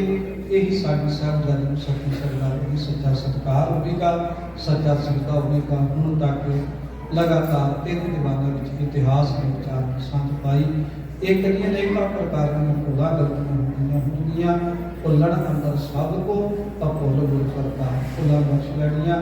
ਇੱਕ ਵਾਰ ਫਿਰ ਸਮੁੱਚੀ ਗੁਰਦੁਆਰਾ ਪ੍ਰਬੰਧਕ ਕਮੇਟੀਆਂ ਦਾ ਔਰ ਇਹ ਕਮੇਟੀ ਦਾ, ਗੁਰੂ ਕੀ ਸੰਗਤ ਦਾ ਧੰਨਵਾਦ। ਕੋਟਾਨ ਗੁਰੂ ਸ਼ੁਕਰਾਨਾ ਗੁਰੂ ਗ੍ਰੰਥ ਸਾਹਿਬ ਜੀ ਦਾ, ਜਿਨ੍ਹਾਂ ਨੇ ਅਪਾਰ ਕਿਰਪਾ ਕਰਕੇ ਪਹਿਲੀ ਵਾਰ ਆਪ ਸੰਗਤਾਂ ਦੇ ਦਰਮਿਆਨ ਇਸ ਅਸਥਾਨ ਦੀ ਗੁਰਮਤਿ ਵਿਚਾਰ ਕਰਨ ਦਾ ਸੁਪਾਰ ਕੋਸ਼ਿਸ਼ ਕਰਕੇ ਨਵਾਜਿਆ।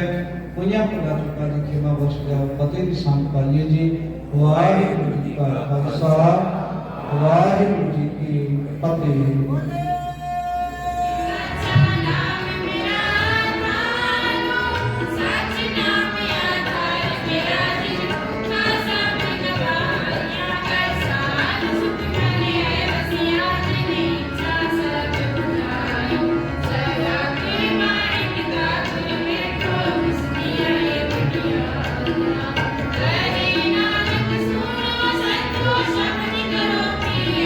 Sat Nam Mira